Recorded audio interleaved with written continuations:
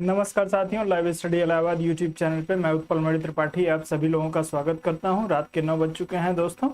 थोड़ा सा सेशन विलंब हुआ है लेकिन कोई बात नहीं है, थोड़ा बहुत 2-4-10 मिनट आप लोग मैनेज कर लिया करिए। तो दोस्तों, रात के 9 बजे का जो हमारा सेशन होता है वो आपका टीजीटी पीजीटी एलटी ग्रेड की परीक्षा के लिए होता है। चाहे वो उत्तर प्रदेश टीजीटी की परीक्षा हो या राजस्थान टीजीटी की परीक्षा हो या आप दिल्ली टीजीटी की तैयारी कर रहे हो, इन सभी परीक्षाओं के लिए दोस्तों महत्वपूर्ण रूप से इंपॉर्टेंट प्रैक्टिस सेशन है, जिसमें मैं आप लोगों के लिए अच्छे प्रश्नों का एक संग्रह लेके नियमित रूप से उपस्थित हो जाता हूं। तो आप लोग रात के 9 बजे दोस्तों नियमित रूप से लाइव सेशन में जुड़ने का प्रयास करिए। जितने सारे लोग सेशन को बाद में देखते हैं उन सभी से निवेदन है कि यदि संभव हो सके तो आप लोग लाइव सेशन में जुड़ने का प्रयास करिए। लाइव सेशन में थोड़ा सा आनंद और ज्यादा आता है। और साथ ही साथ दोस्तों, आप सभी लोगों से विनम्र निवेदन है कि यदि आप लोग वीडियो को देख रहे हैं तो आप लोग चैनल को सब्सक्राइब अवश्य करिए। साथ ही साथ आप लोग जो है वीडियो को लाइक करना ना भूलें। आप लोग वीडियो तो देखते हैं लेकिन वीडियो को लाइक नहीं करते हैं, ये मेरी कंप्लेन है आप लोगों से। तो मेरी कंप्लेन का आप लोग निराकरण करिए। आपके वीडियो को लाइक करने से आपके अकाउंट बैलेंस से कोई भी पैसा कटने वाला नहीं है, आपका कुछ भी नुकसान नहीं होगा। चलिए, तो अब सीधे हम लोग चलेंगे अपने सेशन की तरफ। जैसा कि मैं देख पा रहा हूँ काफी सारे दोस्त जो है हमारे साथ जुड़ चुके हैं, तो हम लोग अब सेशन की शुरुआत करेंगे। और दोस्तों, एक चीज आप लोग ध्यान रखिएगा कि जो आज का सेशन है या कल का सेशन था, इसमें कुछ ऐसे प्रश्नों को मैं शामिल करता हूं जिनको आपको बाद में उस टॉपिक को जरूर पढ़ना चाहिए। जैसे कल सीमा आयोग आपके उसमें सेशन में आया था, तो उम्मीद करूंगा कि कुछ लोगों ने सीमा आयोग को ढूंढ के पढ़ा होगा। ऐसे कम से कम एक दिन के सेशन से दोस्तों, यदि आप अच्छे से तैयारी करना चाहते हैं। बफरिंग हो रहा है, एक बार थोड़ा सा वीडियो को आप लोग रिफ्रेश कर लीजिए। बफरिंग हो रहा है क्या, ऐसा कंप्लेन आ रही है? तो एक बार आप लोग बाकी लोग भी कमेंट करके बताएं सबके साथ ऐसा हो रहा है। तो दोस्तों, आपसे निवेदन ये है, बस प्रैक्टिस सेशन करने का सिर्फ मतलब ये नहीं है कि आप प्रश्नों को देख लिए और अपने प्रश्नों का उत्तर दे दिया। जिन टॉपिक से प्रश्न उठाए जा रहे हैं प्रत्येक दिन के सेशन से, यदि आप मात्र 5 टॉपिक को उठाएं, मात्र 5 टॉपिक, एक टॉपिक को आपने यदि पढ़ा हुआ है, किसी भी किताब को पढ़ा है, तो उस किताब से एक टॉपिक को देखने में 15 से 20 मिनट का समय लगता है। 5 टॉपिक में आप 1.5 से 2 घंटे में, 5 टॉपिक 2 घंटे में आप लोग आराम से उन 5 टॉपिक को देख सकते हैं। प्रत्येक दिन यदि आप 5 टॉपिक रिवाइज करते हैं प्रैक्टिस सेशन करने के बाद, तो निसंदेह आपकी तैयारी जो होगी वो पुख्ता होगी दोस्तों। तो आप लोग इस ट्रिक का प्रयोग किया करिए। मैं कोशिश करता हूं कि कुछ टॉपिक को, जो इंपॉर्टेंट टॉपिक हैं उनसे प्रश्न जरूर रखूं रोज के सेशन में। तो जैसे कुछ 5 टॉपिक को आज उठा लिया आपने, कल के सेशन से 5 टॉपिक उठा लिया, तो ऐसे जब आप लोग करेंगे तो आपके टॉपिक रिवाइज होते रहेंगे दोस्तों। पढ़ाई का उद्देश्य जो है वो आपका पूरा होगा। तो उम्मीद करता हूं कि आप लोग मेरी जो ये सलाह है इस पे अमल करेंगे। चलिए, आवाज कम है, जानवी जी का कमेंट आ रहा है कि बफरिंग हो रही है। आवाज कम आ रही है? अब मेरे हिसाब से तो आवाज कम नहीं आ रही है, आवाज तो पर्याप्त आनी चाहिए आप लोगों को। चलिए, आवाज को थोड़ा सा बढ़ा देता हूं। अब बताइए, अब आवाज में कहीं कोई दिक्कत है? आवाज अब पूरी मिल रही है आप लोगों को? थोड़ा सा वॉल्यूम आप लोग बढ़ा लीजिए। आवाज कम नहीं मिल रही होगी, आवाज पर्याप्त मिल रही होगी। चलिए, अब सेशन पे चलेंगे और सीधे आज के पहले प्रश्न को हम लोग देखेंगे दोस्तों। समय हम लोगों के पास कम बचा हुआ है। चलिए, तो पहला प्रश्न आप सभी के सामने आ चुका है। इसको थोड़ा सा एडजस्ट कर देता हूं मैं, जिससे कि आपको पढ़ने में किसी भी तरह की असुविधा न हो। चलिए, तो प्रश्न आपके सामने आ चुका है। आप सभी लोग जो है तेजी से प्रश्न को पढ़ेंगे। 30 सेकंड आपके पास रहता है। इत्मीनान से आप लोग प्रश्न का जो है जवाब देने का प्रयास करिएगा। आपसे दिया है, निम्न में से कौन सी संसदीय समिति का सभापति निरपवाद तौर पर शासक दल का होता है? आपसे पूछा गया है कौन सी समिति है जिसका जो सभापति है वो निरपवाद तौर पे जो है वो शासक दल से चुना जाता है। आपको दिया गया है लोक उपक्रम समिति, लोक लेखा समिति, प्राक्कलन समिति या प्रत्यायोजित विधान संबंधी निर्माण समिति। चारों में से एक का चुनाव करना है आप सभी लोगों को, और तेजी से आप लोग चुनने का प्रयास करेंगे। और वीडियो को थोड़ा सा शेयर करिए दोस्तों, आप लोग अपने दोस्तों के साथ, मित्रों के साथ वीडियो को, या सोशल मीडिया पे जिस भी प्लेटफॉर्म पे आप हो उस पे आप लोग जो वीडियो को शेयर करिए। चलिए, तो आप सभी लोग दोस्तों इस प्रश्न में उत्तर करने का प्रयास करेंगे। चलिए, संतोष जी का उत्तर आ रहा है, बाकी लोग भी उत्तर करें दोस्तों। विक्रम सिंह जी का उत्तर आ रहा है इस प्रश्न के लिए। चलो, तो दोस्तों आपका समय यहाँ पे खत्म हो गया है। प्रश्न में थोड़ा सा ट्रिकी प्रश्न है, प्रश्न को समझना दोस्तों इंपॉर्टेंट होता है। प्रश्न की लैंग्वेज को यदि आप लोग आसानी से समझ जाएंगे तो आप लोग प्रश्न को कर लेंगे। तो जब भी आप किसी प्रश्न को अटेम्प्ट करिएगा अपनी परीक्षा में, तो प्रश्न को समझने का पहले प्रयास करिएगा, बिना प्रश्न को समझे उत्तर देने का प्रयास न करिएगा। आपसे पूछा है निम्न में से कौन सी संसदीय समिति का सभापति निरपवाद तौर पर, यानी जिसमें कोई अपवाद नहीं है, सिर्फ और सिर्फ जो है शासक दल का होता है। तो आपको शासक दल किसमें, आप सभी को पता है संसद के जो है दोस्तों 2 सदन हैं, एक आपका लोकसभा है और एक आपकी राज्यसभा है। लोकसभा में जिसकी बहुमत होती है दोस्तों, लोकसभा में बहुमत वाला दल ही जो है वो शासक दल होता है। लोकसभा में बहुमत वाला दल आपका शासक दल होता है। और प्राक्कलन समिति जो है दोस्तों, ये लोकसभा की समिति है, निचले सदन की समिति है। इसमें सिर्फ जो है वो लोकसभा के लोग इसमें सम्मिलित होते हैं। तो इसका अध्यक्ष भी जो होगा वो आपके प्राक्कलन समिति का ही होगा। आप लोग सी विकल्प के साथ आप सभी का उत्तर जो होगा वो बिल्कुल सही हो जाएगा, जितने लोग इसमें सी विकल्प की बात कर रहे होंगे। आगे बढ़ेंगे, अगले प्रश्न पे चलेंगे। अगला प्रश्न आपको दिया है, सांसदों को प्राप्त निम्नलिखित में से कौन सा उपाय है जो विधिवत निर्धारित नहीं है। आपको बताना है कि सांसदों को इनमें से जो ये कुछ उपाय जो आपको देखने को विकल्प में मिल रहे हैं, इसमें से किसका विधिवत निर्धारण नहीं किया गया है। प्रश्नकाल, शून्यकाल, आधे घंटे की बहस या अल्पकालीन बहस, चारों में से एक का चुनाव करिए और तेजी से आप लोग उत्तर करने का प्रयास करिए। दोस्तों बहुत सारे लोग वीडियो पे आते हैं, 2 सेकंड 4 सेकंड 10 सेकंड वीडियो को देखते हैं और देख के चले जाते हैं। आप 2 4 सेकंड 10 सेकंड में जो है दोस्तों, या 2 मिनट में आप सेशन का अनुमान नहीं लगा सकते कि किस तरह का सेशन है, क्या आपको यहाँ पे मिल रहा है। तो यदि आपके पास धैर्य है तो थोड़ा सा धैर्य का परिचय दीजिए, थोड़ा समय दीजिए, एक 2 सेशन देखिए, उसके बाद आपको समझ में आएगा कि सेशन से आपको कुछ लाभ होने वाला है या नहीं होने वाला है। चलिए दोस्तों, तो इस प्रश्न में जैसा कि मैं देख पा रहा हूँ, एक बार फिर से आप सभी लोगों का उत्तर आ रहा है। दोस्तों आपसे पूछा गया है किसका विधिवत निर्धारण नहीं किया गया है। जो नियम बनाए गए हैं भारतीय संसद की कार्यवाहियों के लिए, उसमें से दोस्तों किसका विधिवत निर्धारण नहीं किया गया है, आपसे सीधा सा यही पूछा गया है प्रश्न। तो शून्यकाल जो है दोस्तों, इसका विधिवत कोई निर्धारण नहीं है। ये सामान्य रूप से इसको जो है भारत के द्वारा ही इस प्रक्रिया को शुरू कर दिया गया और तब से ये जो है उसी एक परंपरा के तौर पे शून्यकाल की प्रक्रिया जो है ये चलती आ रही है। तो आप लोग इसको ध्यान रखेंगे, इसका विधिवत कोई निर्धारण नहीं है, बस ये पारंपरिक रूप से जैसे जैसे इसकी शुरुआत हुई वैसे ही ये यथावत चल रही है। तो आप लोग बी विकल्प के साथ अपना चुनाव उत्तर करेंगे, आपका उत्तर शून्यकाल के लिए सही होगा। इसका विधिवत निर्धारण आपके संसदीय नियमों में देखने को नहीं मिलता है। संसदीय नियम में जिसमें ये आप सभी को ये सब चीजें देखने को मिलती हैं वो 198 है, उसको आप लोगों को बहुत जानने की जरूरत नहीं है, उसी में इन सभी चीजों का उल्लेख है। लेकिन शून्यकाल का विधिवत निर्धारण नहीं किया गया। शून्यकाल की चर्चा जरूर की गई है, लेकिन विधिवत निर्धारण इसमें किस किस तरीके से इसमें कार्य होगा इसके बारे में उल्लेख नहीं किया गया है। आपका उत्तर इस प्रश्न में बी विकल्प के लिए हो जाएगा, जैसे इसकी शुरुआत हुई थी उसी रूप में ये आज तक चल रहा है। आगे बढ़ते हैं, अगला प्रश्न दिया है, निम्न में से कौन सी समिति केवल निचले सदन की है। आपको इन चारों समितियों में से एक का चुनाव करना है और बताना है कि कौन सी केवल निचले सदन की समिति है। आश्वासन समिति, प्रत्यायोजित विधान संबंधी समिति, लोक उपक्रम समिति और प्राक्कलन समिति, चारों में से एक का चुनाव करिए और तेजी से उत्तर करिए। और जिन दोस्तों ने अभी तक वीडियो को लाइक नहीं किया है उनसे निवेदन है कि आप लोग वीडियो को लाइक और चैनल को सब्सक्राइब अवश्य कर लें। टीजीटी, पीजीटी और एलटी ग्रेड की परीक्षा के लिए नागरिक शास्त्र का प्रैक्टिस सेट आप लोगों के लिए नियमित रूप से रात के 9 बजे लेके उपस्थित हो जाता हूं और महत्वपूर्ण प्रश्नों को आप लोगों के लिए लेके आता हूं दोस्तों। तो आप लोग चैनल को जरूर सब्सक्राइब करिए, वीडियो को तो लाइक कर दीजिए। आपका वीडियो के लाइक करने से आपके अकाउंट बैलेंस से कोई भी पैसा कटने वाला नहीं है, आप निर्धन नहीं होंगे। चलिए, तो जैसा कि मैं देख पा रहा हूँ इस प्रश्न के लिए उत्तर आप लोगों का आना शुरू हो गया है दोस्तों।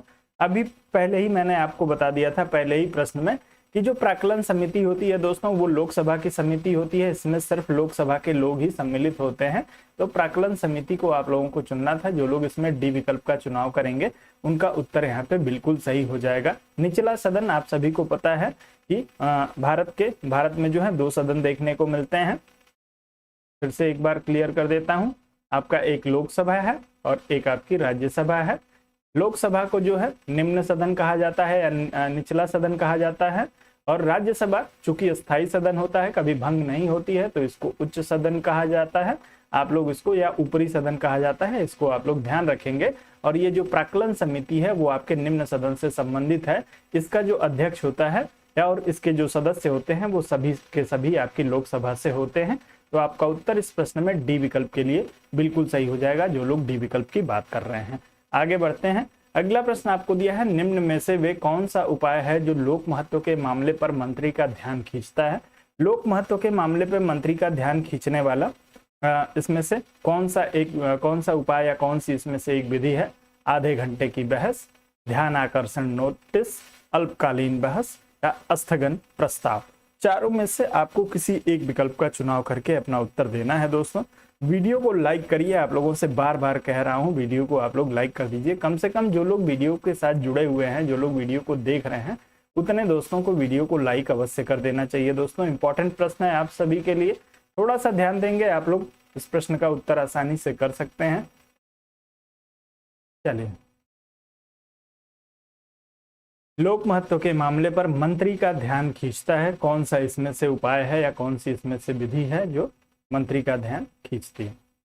चलिए दोस्तों, तो इसमें आपको आधे घंटे की बहस, ध्यान आकर्षण नोटिस, अल्पकालीन बहस और स्थगन प्रस्ताव दिया है। इसमें 2 विकल्प आप लोगों को थोड़े बहुत मिलते जुलते दिए हुए हैं। पहले तो आप लोगों को आधे घंटे की बहस और अल्पकालीन बहस को आपको निकाल देना है।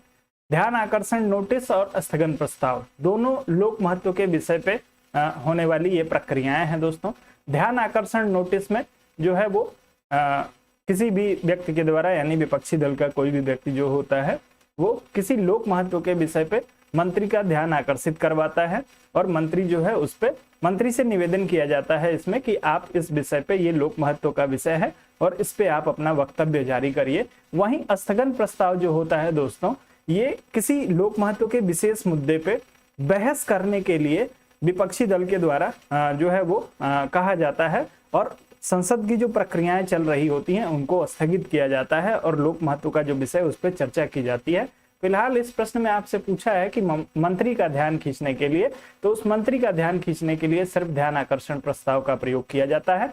जब लोक महत्व के विषय पर चर्चा करनी होगी तब स्थगन प्रस्ताव लाया जाएगा। जब मंत्री का ध्यान आकर्षित करना होगा तब आपका ध्यान आकर्षण नोटिस ले आया जाएगा। तो आप लोग इसमें से बी विकल्प का चुनाव करिएगा। उम्मीद करता हूं ध्यान आकर्षण प्रस्ताव या ध्यान आकर्षण नोटिस और स्थगन प्रस्ताव। चूंकि स्थगन प्रस्ताव मैंने आप लोगों को कल करवाया था, इसीलिए कह रहा हूं दोस्तों। एक बार कुछ लोग और जुड़ गए हैं तो एक बार फिर से आप लोगों को बता दूं, प्रत्येक दिन के सेशन से 5 टॉपिक को आप सेलेक्ट करिए और उस 5 टॉपिक को आप अपनी किताब से पढ़ने का प्रयास करिए। जो भी किताब आपने रखी है, 5 टॉपिक यदि आपने पढ़ रखी है अपनी किताब को या नहीं भी पढ़ी है, जिसने नहीं पढ़ी है वो 3 या 4 टॉपिक सेलेक्ट करेंगे। जिन लोगों ने किताब अपनी पढ़ रखी है वो लोग 5 टॉपिक सेलेक्ट करेंगे, और 5 टॉपिक को, भले वो टॉपिक आपको आता हो, आप अपना इंपॉर्टेंस सेशन में जो आपको इंपॉर्टेंट टॉपिक लगते हैं उनको 5 को, चूंकि 50 के आसपास प्रश्न आप लोगों को करवाता हूं, 50 में से 5 टॉपिक सेलेक्ट करना कोई बहुत बड़ी बात नहीं है।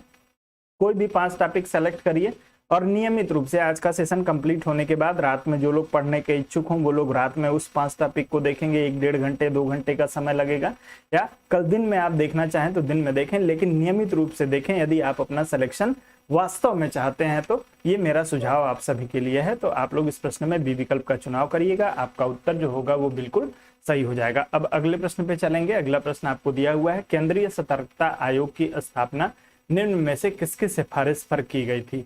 आपको बताना है दोस्तों, केंद्रीय सतर्कता आयोग की स्थापना किस समिति के सिफारिश पे की गई है। प्रशासनिक सुधार आयोग, गोरवाला रिपोर्ट, कृपलानी समिति, संथानम समिति। चारों में से एक का चुनाव करिए और तेजी से उत्तर करने का प्रयास करिए। केंद्रीय सतर्कता आयोग की स्थापना निम्न में से किसकी सिफारिश पर की गई है। आप लोगों को अपना उत्तर देना है तेजी से।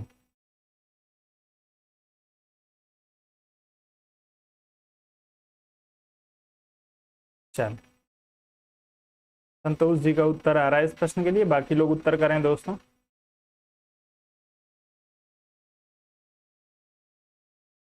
चलिए, विक्रम सिंह जी का उत्तर आ रहा है इस प्रश्न के लिए, सुरेंद्र सिंह जी का उत्तर आ रहा है। दोस्तों, आप लोग रुचि नहीं ले रहे हैं जब से मैंने संविधान के प्रश्नों को शामिल करना शुरू किया है, कोई बात नहीं। तो दोस्तों, केंद्रीय सतर्कता आयोग की यदि बात करेंगे तो केंद्रीय सतर्कता आयोग के लिए जो सिफारिश की थी वो आपके संथानम समिति के द्वारा की गई थी। आप लोग डी विकल्प के साथ अपना उत्तर चुनिएगा, आपका उत्तर सही होगा। जो लोग इसमें डी विकल्प की बात करेंगे, संथानम समिति के सिफारिश पे जो हो वो केंद्रीय सतर्कता आयोग की स्थापना की गई है। आपका उत्तर डी विकल्प के लिए सही होगा। आगे बढ़ते हैं, अगले प्रश्न पे चलेंगे। अगला प्रश्न आपको थोड़ा सा मुझे इसे एडजस्ट करना पड़ेगा, उसके बाद आप लोग उसका उत्तर करने का प्रयास करिएगा। चलिए, अब आपको प्रश्न स्पष्ट रूप में पूरा प्रश्न दिखाई दे रहा होगा। आप लोगों को प्रश्न को पढ़ना है, समय लेके इत्मीनान से उत्तर करने का प्रयास करिएगा। ध्यान आकर्षण प्रस्ताव संबंधी सही वक्तव्य कौन कौन से हैं, यानी कौन से हैं, आपको ध्यान आकर्षण प्रस्ताव के संदर्भ में इन सभी स्टेटमेंट को पढ़ना है, पांचों स्टेटमेंट को। उसके बाद अपने उत्तर का आप लोगों को चुनाव करना है। चलिए, पहला जो स्टेटमेंट दिया है, अति आवश्यक सार्वजनिक महत्व के मामले में मंत्री का ध्यान आकर्षित कराने की युक्ति है ये। दूसरा दिया है, इसका मुख्य उद्देश्य मंत्री से आधिकारिक वक्तव्य प्राप्त करना है। तीसरा इसमें है, इसमें सरकार की निंदा नहीं होती है। चौथा आपको दिया है, यह 1952 में संसदीय प्रणाली में भारत की देन है। 1952 से, माफ करिएगा, इसका उल्लेख प्रक्रिया और कार्य संचालन नियमों में नहीं है। आप चारों में से किसी एक का चुनाव करिए, माफ करिए, किसी एक विकल्प का चुनाव करिए। इसमें से कौन कौन सा स्टेटमेंट आपके ध्यान आकर्षण प्रस्ताव के संदर्भ में सही दिया हुआ है उसका चुनाव करना है। आपका समय यहाँ से शुरू हो गया है, आप लोग तेजी से उत्तर करेंगे। दोस्तों, कोशिश करता हूँ कि पॉलिटी के कुछ ऐसे प्रश्नों को आप लोगों को करा दूं जिससे उस टॉपिक के लगभग इंपॉर्टेंट जो फैक्ट्स हैं, जो कॉन्सेप्ट है, वो आप लोगों का क्लियर हो जाए। लेकिन पिछले 2 दिनों से मैं देख रहा हूं कि आप लोगों की रुचि जो है थोड़ी सी कम हुई है। मेहनत करने के बाद जब आप लोगों की रुचि कम होती है दोस्तों, तो अच्छा नहीं लगता है। चलिए, बिल्कुल, तो आप सभी लोग उत्तर करेंगे दोस्तों। इसमें से कौन सा आपका जो होगा वो सही हो जाएगा विकल्प। चलें, तो जैसा कि मैं देख पा रहा हूं आपका समय जो है वो समाप्त हो चुका है। कुछ लोगों का उत्तर आया हुआ है इस प्रश्न के लिए। ध्यान आकर्षण प्रस्ताव, अभी मैंने आप लोगों को बताया कि किसी भी सार्वजनिक महत्व के या लोक महत्व के विषय पे किसी मंत्री विशेष का ध्यान आकर्षित करने के लिए इसको जो है वो लाया जाता है। इसका जो मुख्य उद्देश्य है दोस्तों, वो आपका मंत्री से आधिकारिक वक्तव्य प्राप्त करना। मैंने आपको बताया कि ध्यान आकर्षण प्रस्ताव लाया जाता है और मंत्री से उस विषय पे बोलने के लिए कहा जाता है, यानी आधिकारिक रूप से उस मंत्री का उस विशेष मुद्दे पे जो है क्या विचार है, इसको जानने का प्रयास किया जाता है। और इसमें तीसरा आपको स्टेटमेंट दिया है, इसमें सरकार की निंदा नहीं होती है। तो दोस्तों, इसमें सरकार की निंदा नहीं होती है, बिल्कुल सही दिया हुआ है। आपका तीसरा स्टेटमेंट भी यहाँ पे सही हो जाएगा। इसमें कहा गया है 1952 से संसदीय कार्यप्रणाली में भारत की देन है। दोस्तों, ये भारत की देन न होकर इंग्लैंड की देन है। इंग्लैंड में इसको शुरू किया गया था। उसके बाद से इसका उल्लेख प्रक्रिया और कार्य संचालन नियमों में नहीं है। जी बिल्कुल, 198 जो नियम है उसमें आपको जो है वो ध्यान आकर्षण प्रस्ताव देखने को मिल जाएगा। तो ये भी आपका जो होगा, यानी चौथा और पांचवा विकल्प आपका गलत है इसमें। तो आपका उत्तर जो होगा वो 1, 2 और 3 के लिए, अर्थात डी विकल्प के लिए सही हो जाएगा। जो लोग इसमें डी विकल्प का चुनाव करेंगे उन्हीं का उत्तर सही होगा। अति आवश्यक जो है सार्वजनिक महत्व के मुद्दे पे जो है मंत्री का ध्यान आकर्षित करने की युक्ति है ध्यान आकर्षण। आधिकारिक रूप से मंत्री का वक्तव्य या स्टेटमेंट लिया जाता है। इसमें सरकार की निंदा नहीं की जाती है और इसको जो है ये भारत की देन नहीं है दोस्तों। तो आप लोग इसको ध्यान रखेंगे। इसमें आपका चौथा विकल्प जो होगा वो यहाँ पे बिल्कुल सही हो जाएगा। प्रक्रिया और संचालन के जो नियम है उसमें इसका उल्लेख किया गया है। नियम 198 आप देखेंगे तो उसमें आपको ये मिल जाएगा। तो आपके शुरू के 3 स्टेटमेंट इसमें से सही हैं।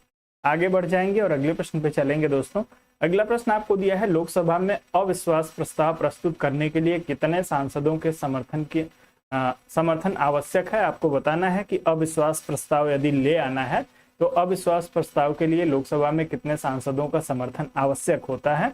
80, 140, 160, 150 चार विकल्प दिया है, चारों में से किसी एक का चुनाव करिए और तेजी से आप लोग उत्तर करने का प्रयास करिए इसके लिए। चलिए, अविश्वास प्रस्ताव। अविश्वास प्रस्ताव किसके प्रति लाया जाता है, आप लोग कमेंट करके बताने का प्रयास करेंगे दोस्तों।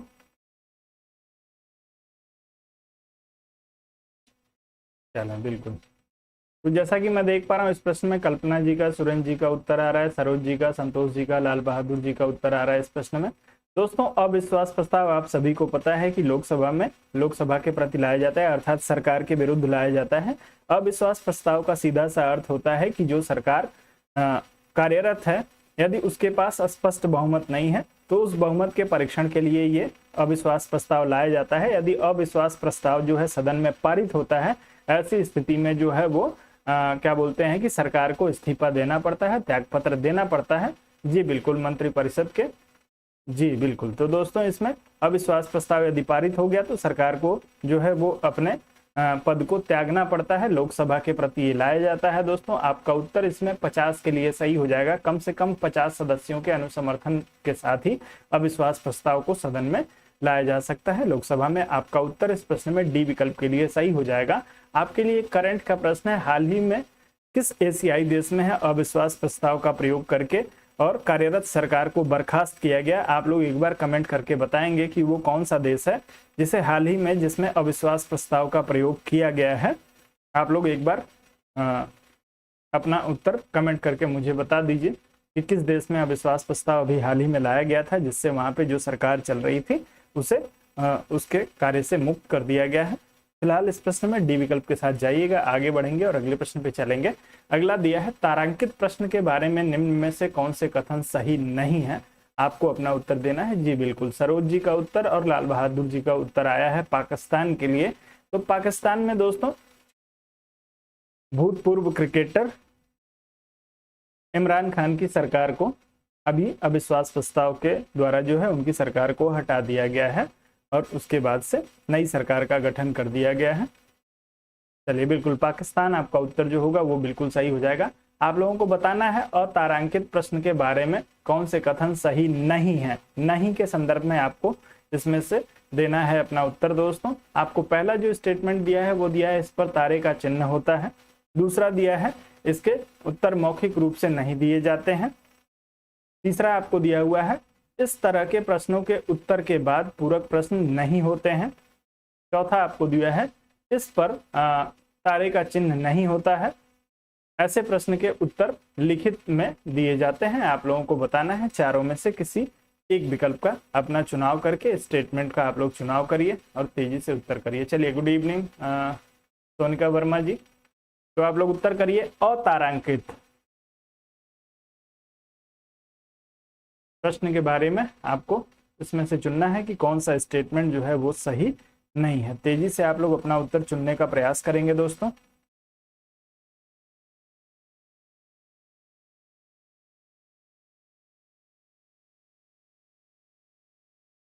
तो गलत कथन आपको चुनना था कि कौन सा इसमें से गलत है। तो दोस्तों, इस पे पहला स्टेटमेंट दिया है इस पर तारे का चिन्ह होता है। तो जो तारे का चिन्ह या जो स्टार जिन प्रश्नों पे लगाया जाता है दोस्तों, ये स्टार जो होता है वो आपके तारांकित प्रश्नों पे लगाया जाता है, न कि अतारांकित। तो ये पहला स्टेटमेंट आपका गलत हो जाएगा, अर्थात प्रश्न के हिसाब से ये एक सही होगा। दूसरा, इसमें उत्तर मौखिक रूप से नहीं दिए जाते हैं। दोस्तों, उत्तर अतारांकित प्रश्नों पे मौखिक रूप से ही दिए जाते हैं। तो आपका दूसरा स्टेटमेंट भी जो होगा वो बिल्कुल यहाँ पे सही हो जाएगा। उसके बाद आपको दिया इस तरह के प्रश्नों के उत्तर के बाद पूरक प्रश्न नहीं पूछे जाते हैं। जी बिल्कुल नहीं पूछे जाते हैं। तो आपका उत्तर ये यहाँ पे गलत हो जाएगा, क्योंकि सही नहीं पूछ रहा है यहाँ पे। और इस पर तारे का चिन्ह नहीं होता है, ये भी आपका सही है, लेकिन चूंकि नहीं आपसे पूछा है तो ये प्रश्न के हिसाब से गलत हो जाएगा। ऐसे प्रश्नों के उत्तर लिखित में दिए जाते हैं, तो ये भी आपका जो होगा प्रश्न के हिसाब से गलत हो जाएगा। सिर्फ एक और दो स्टेटमेंट जो है वो अतारांकित प्रश्नों के लिए गलत है। तो आप लोग 1 और 2 का चुनाव करेंगे। इसमें से जो लोग 1 और 2 का चुनाव कर रहे हैं सी विकल्प का, उन सभी का उत्तर स्पष्ट रूप से यहाँ पे बिल्कुल सही हो जाएगा। आगे बढ़ेंगे, अगले प्रश्न पे चलेंगे। अगला प्रश्न आपको दिया हुआ है, सूची को मिलाना है। आपको रीट दिया हुआ है और उन रीटों के शाब्दिक अर्थ दिए हुए हैं। परमादेश, बंदी प्रत्यक्षीकरण, अधिकार प्रेक्षा और उत्प्रेषण लेख, इन चारों का अर्थ क्या क्या होता है? किसकी आज्ञा किस आज्ञा पत्र या अधिकार से हमारा आदेश है प्रमाणित करने को और सशरीर प्रस्तुत करना? इसको आप लोग सूची में जो है वो सुमेलित करिए और कूट के अनुसार अपना उत्तर चुनने का प्रयास करिए। आपका समय जो है वो यहाँ पे बिल्कुल सही हो गया, शुरू हो गया है। तेजी से आप लोग उत्तर करेंगे। और दोस्तों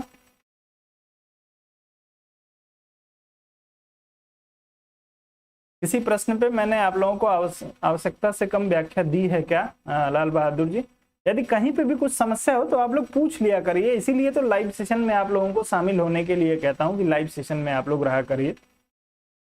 जरूरी एक्सप्लेनेशन जितना होता है उतना करने की कोशिश करता हूं, लेकिन उसके बाद भी यदि आपके दिमाग में कोई भ्रम है इसको लेके तो आप लोग जरूर हमसे पूछ सकते हैं। चलिए, तो जैसा कि मैं देख पा रहा हूं इस प्रश्न में आप सभी लोगों का उत्तर आना शुरू हो गया है दोस्तों। चलिए बिल्कुल, तो दोस्तों इसको हम लोग सुमेलित करके देख लेते हैं। परमादेश जो होता है उसमें इसका शाब्दिक अर्थ होता है हम आदेश देते हैं। आप ए से 2 को सुमेलित कर देंगे। बंदी प्रत्यक्षीकरण, बंदी प्रत्यक्षीकरण का आदेश होता है कि जो भी कैदी है या जो भी मुजरिम है उसको कोर्ट के सामने या जज के सामने जो है, जज कहता है कि हमारे सामने जो है वो सशरीर प्रस्तुत करिए उनको, तो सशरीर प्रस्तुत करना हो जाएगा। अधिकार प्रेक्षा बात करेंगे तो आप किसकी आज्ञा से या किस अधिकार से ये आदेश दिए हैं या ये कार्य किए हैं ये पूछा जाता है कोर्ट के द्वारा।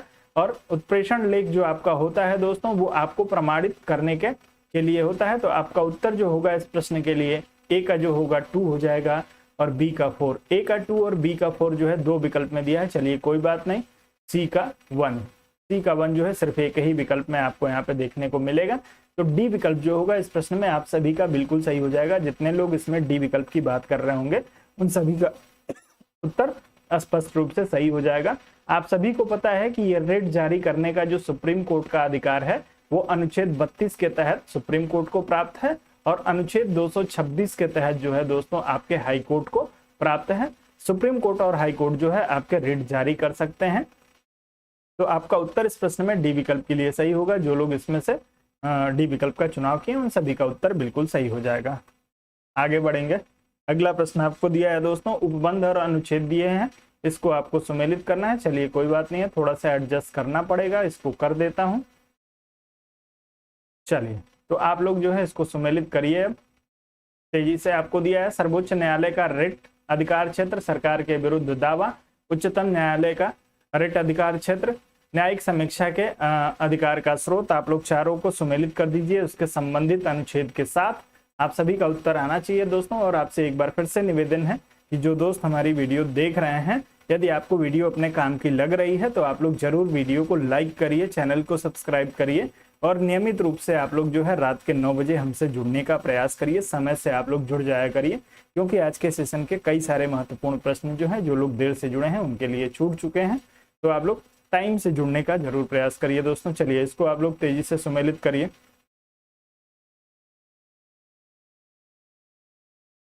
चलिए, तो जैसा कि मैं देख पा रहा हूं इस प्रश्न के लिए आप लोगों का उत्तर आ रहा है दोस्तों, बहुत सारे उत्तर आ गए हैं इस प्रश्न के लिए। तो इसको हम लोग एक बार देख लेते हैं। सबसे पहले सर्वोच्च न्यायालय का रिट अधिकार क्षेत्र, मैंने अभी बताया कि सर्वोच्च न्यायालय को जो है आपको रिट जारी करने का अधिकार अनुच्छेद 32 के तहत सुप्रीम कोर्ट को दिया गया है। तो आपको चौथे विकल्प में दिया हुआ है। दूसरा आपको दिया है सरकार के विरुद्ध दावा। तो सरकार के विरुद्ध जो दावा होता है आप लोग इसको देख लेंगे, इसको सुमेलित कर लेंगे। अनुच्छेद 300 में आपको जो है सरकार के विरुद्ध जो है वो दावा पेश करने का जो है इसमें प्रावधान किया गया है। उच्चतम न्यायालय का रिट का जो अधिकार क्षेत्र है आप सभी को मैंने बताया था अभी 226 में जो है उच्चतम न्यायालय यानी हाई कोर्ट को जो है रिट जारी करने का अधिकार दिया गया है। और न्यायिक समीक्षा के अधिकार का जो स्रोत है दोस्तों वो आप सभी को पता है कि आपके अनुच्छेद 113 से आपको मिलके जो होता है वो न्यायिक समीक्षा का अधिकार निर्मित होता है। तो आप लोग इस प्रश्न में देख लेंगे ए का 4, उसके बाद से आपका बी का 3, ए का 4 और बी का 3 जो है, ए का 4 बी का 3। चलिए उसके बाद से आपका सी का जो दिया हुआ है, सी का 1 नहीं माफ करिएगा सी का 2, ए का 4 बी का 3 और सी का 2 आपके सी विकल्प में दिया है दोस्तों। जो लोग इसमें सी विकल्प की बात कर रहे होंगे उन सभी का उत्तर यहाँ पे बिल्कुल सही हो जाएगा। सी विकल्प वाले लोग अपना निश्चिंत हो जाएंगे। जिसका गलत हुआ है एक बार चेक कर लेंगे दोस्तों। इसमें सिर्फ कंफ्यूज करने के लिए आपको 5 अनुच्छेद दे दिया है। आप लोग ऐसे प्रश्नों में कंफ्यूज ना हुआ करिए, शांति से अपने दिमाग का प्रयोग करिए और आसानी से आपको उत्तर मिल जाएगा। तो आप लोग इसको एक बार रीचेक कर लीजिएगा जिन लोगों का। जी बिल्कुल, तो न्यायिक समीक्षा दे तो रहा है लाल बहादुर जी इसी में। तो आपका उत्तर जो होगा इस प्रश्न में अकेले अनुच्छेद 13 सही नहीं होता है, और कौन कौन से अनुच्छेद उसमें शामिल होते हैं उसको भी यदि आप लोगों को पता हो, किन किन 13 के साथ और किस अनुच्छेद को मिला के पढ़ने से न्यायिक समीक्षा का जो अधिकार है वो प्राप्त होता है, आप लोग कमेंट करके बताइएगा। अगला प्रश्न आपको दिया है, भर्ती प्रक्रिया में लोक सेवा आयोग का अंतिम कार्य कौन सा होता है। आप लोगों को इस प्रश्न के लिए उत्तर देना है और तेजी से उत्तर करना है दोस्तों। भर्ती प्रक्रिया में लोक सेवा आयोग का जो है अंतिम कार्य इसमें से कौन सा होता है। इन चारों में से आपको किसी एक का चुनाव करके और अपना उत्तर देने का प्रयास करना है। आपको चयन दिया है, नियुक्ति दिया है, प्रमाणीकरण दिया है और स्थापन दिया है। चारों में से एक का चुनाव करिए और तेजी से उत्तर करिए आप सभी लोग। भर्ती प्रक्रिया में संघ लोक सेवा आयोग का अंतिम कार्य कौन सा है। चलें सभी लोग उत्तर करेंगे। चलें बिल्कुल। तो दोस्तों आपका समय यहाँ पे खत्म हो गया है। कुछ लोगों का उत्तर आया है। संघ लोक सेवा आयोग का अंतिम कार्य आपसे पूछा गया है, भर्ती प्रक्रिया में क्या होता है। तो आप सभी लोग एक चीज का ध्यान रखेंगे कि जब भी कोई भर्ती प्रक्रिया शुरू की जाती है तो सबसे पहला कार्य जो होता है वो आपका विज्ञापन होता है।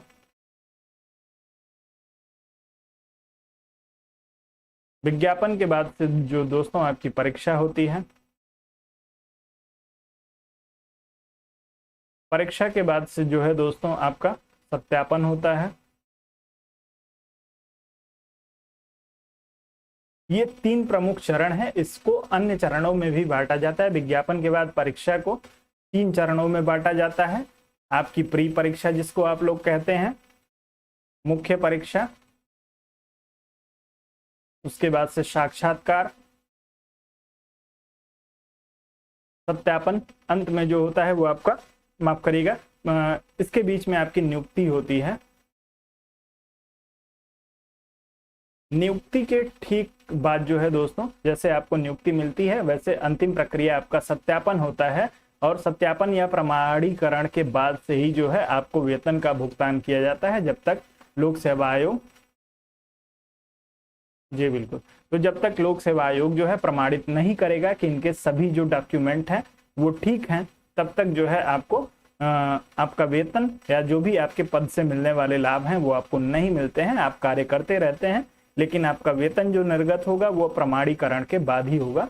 तो आप लोग इसमें सी विकल्प का चुनाव करिएगा, आपका उत्तर जो होगा वो सही हो जाएगा। इसके बाद की जो पूरी प्रक्रिया है वो धीरे धीरे ट्रांसफर हो जाती है।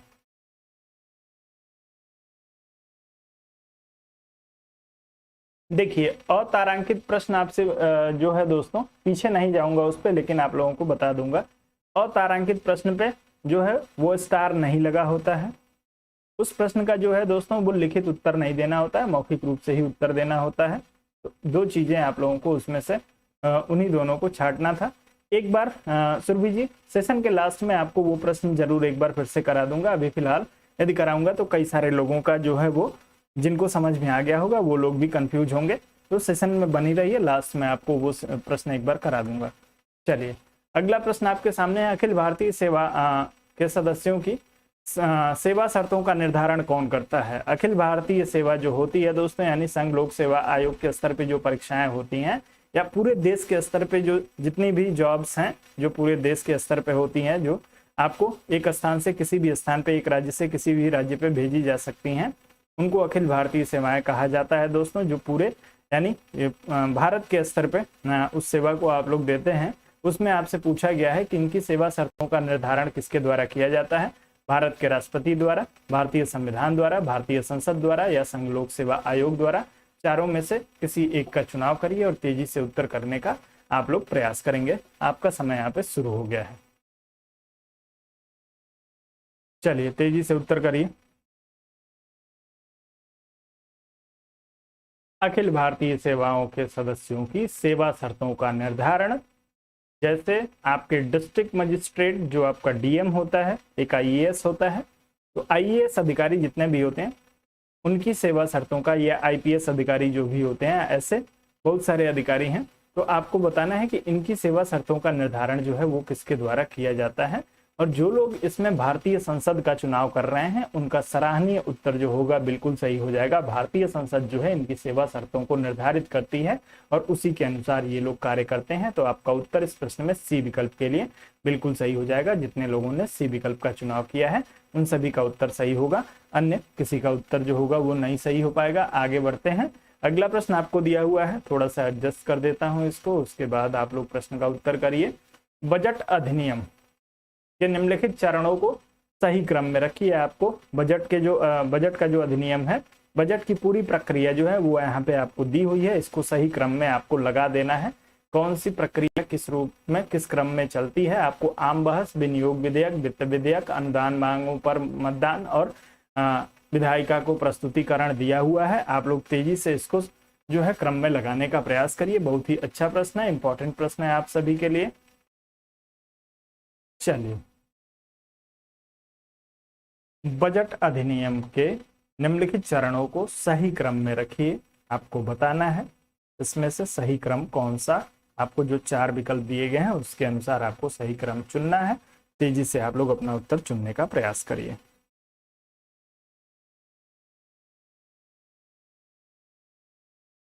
चलिए, थोड़ा सा समय आपको दे दूंगा, इंपॉर्टेंट प्रश्न है, आप लोग करें इसको एक बार फिर से। आप लोगों को इसमें से 15 सेकंड मिलेगा आपको। क्रम आप लोग बताइए किस क्रम में जो होता है वो आपका बजट पारित होता है। चलिए, ए विकल्प के लिए कुछ सारे लोगों का उत्तर आ रहा है। चलिए, सुरभि जी का डी विकल्प के लिए उत्तर आ रहा है, सी विकल्प के लिए संतोष जी का उत्तर आ रहा है। चलिए दोस्तों, तो यहाँ पे अब आपका समय जो है वो खत्म हो गया है। सबसे पहले जो होता है दोस्तों, आपको पता होगा कि विधायिका को प्रस्तुतिकरण, यानी जो आपका बजट निर्माण बजट की जो प्रोफार्मा तैयार किया गया है वो विधायिका के समक्ष जो है उसको प्रस्तुत किया जाता है सबसे पहले। उसके बाद से यदि बात करेंगे दोस्तों, तो जो ड्राफ्ट प्रस्तुत किया जाता है उस पर आम बहस होती है। आम बहस के बाद से दोस्तों उस पर अनुदान मांगों पर उस पर मतदान किया जाता है। यानी बहस के बाद से जिन मदों में उसमें धन की मांग की गई है, जिन अनुदानों की मांग की गई है उस पे जो है मतदान किया जाता है। और मतदान के बाद से जो है दोस्तों आपके विनियोग विधेयक को लाया जाता है, विनियोग विधेयक पारित किया जाता है। और उसके बाद से सबसे अंत में जो है दोस्तों आपका वित्त विधेयक पारित होता है। तो आप लोग इस क्रम में इसको रख लेंगे। सबसे पहले आपका विधायिका को प्रस्तुतिकरण, तो आपका 5 आ जाएगा। उसके बाद उस पर आम बहस 5 और 1 हो जाएगा। 5 और 1 के बाद से आपका अनुदान मांगे हो जाएंगी 5, 1, 4, 5, 1, 4। आपको 5, 1, 4, 5, 1, 4 2 विकल्प में दे दिया है। और उसके बाद से जो है दोस्तों विनियोग विधेयक लाया जाएगा 5, 1, 4, 2। तो आपका बी विकल्प जो होगा इस प्रश्न में बिल्कुल सही हो जाएगा, जो लोग इसमें बी विकल्प की बात कर रहे होंगे। उम्मीद करता हूं कि आप लोग सबको स्पष्ट हो जाएगा। आप लोग इसका स्क्रीनशॉट लेके लिख जरूर लीजिएगा। क्रम से आप लोगों को याद होना चाहिए कि किसके बाद कौन सी प्रक्रिया होती है। सबसे पहले विधायिका को प्रस्तुतिकरण दिया जाता है, उसके बाद से इस पे आम बहस होती है दोस्तों। आम बहस के बाद से अनुदान मांगे रखी जाती हैं और उस पर मतदान किया जाता है। और अनुदान मांगों के बाद से विनियोग विधेयक लाया जाता है और अंत में धन विधेयक।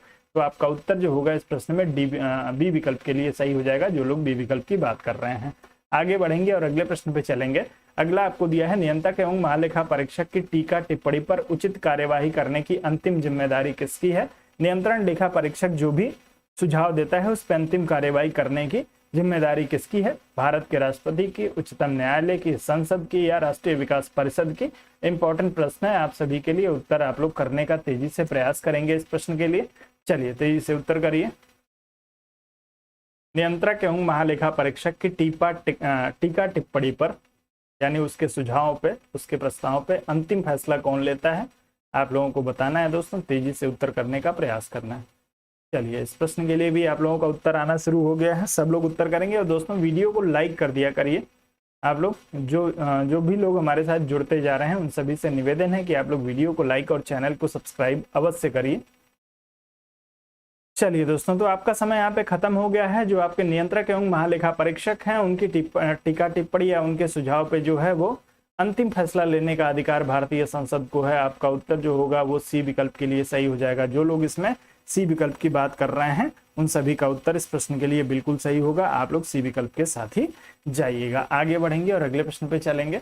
अगला प्रश्न आपको दिया है दोस्तों कि भारतीय संविधान के निम्न में से कौन से अनुच्छेद में बजट शब्द का उल्लेख किया गया है। आपको बताना है किस एक अनुच्छेद में जो है वो बजट शब्द का उल्लेख को देखने को मिलता है। अनुच्छेद 266, अनुच्छेद 112, अनुच्छेद 265, इनमें से कोई नहीं। तो आप लोग अपना उत्तर तेजी से करने का प्रयास करेंगे। भारतीय संविधान के किस अनुच्छेद में बजट शब्द का प्रयोग किया गया है? तेजी से आप लोग अपना उत्तर करने का प्रयास करें इस प्रश्न के लिए। चलिए, किस अनुच्छेद में बजट शब्द का प्रयोग किया गया है आप लोग बताएंगे। यदि इनमें नहीं किया गया है तो किस में किया गया है आप लोग ये भी बताने का प्रयास करेंगे। चलिए, तो दोस्तों जैसा कि मैं देख पा रहा हूँ इस प्रश्न में जो है मैक्सिमम लोगों का उत्तर बी विकल्प के लिए सुरभि जी का उत्तर और सरोज जी का उत्तर आया है। इसमें किसी में नहीं डी विकल्प के लिए।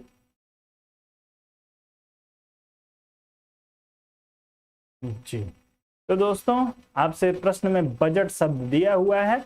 भारतीय संविधान में बजट शब्द का कहीं पर भी प्रयोग नहीं किया गया है।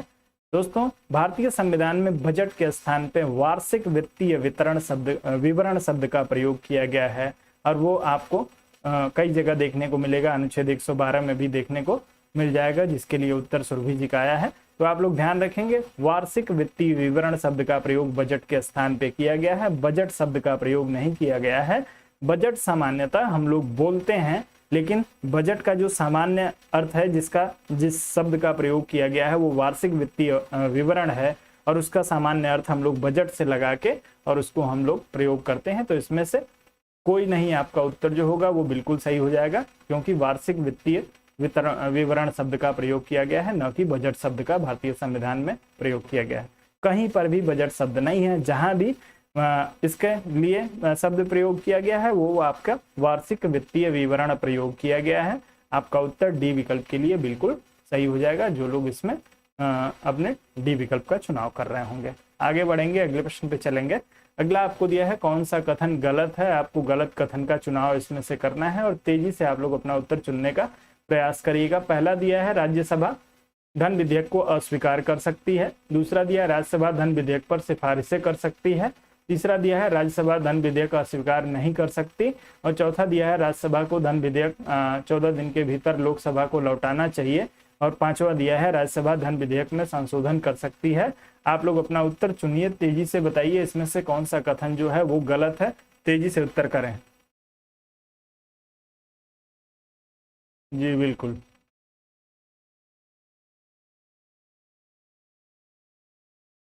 तेजी से उत्तर करिए, इसमें से कौन कौन सा जो है वो गलत है और कौन कौन सा सही है।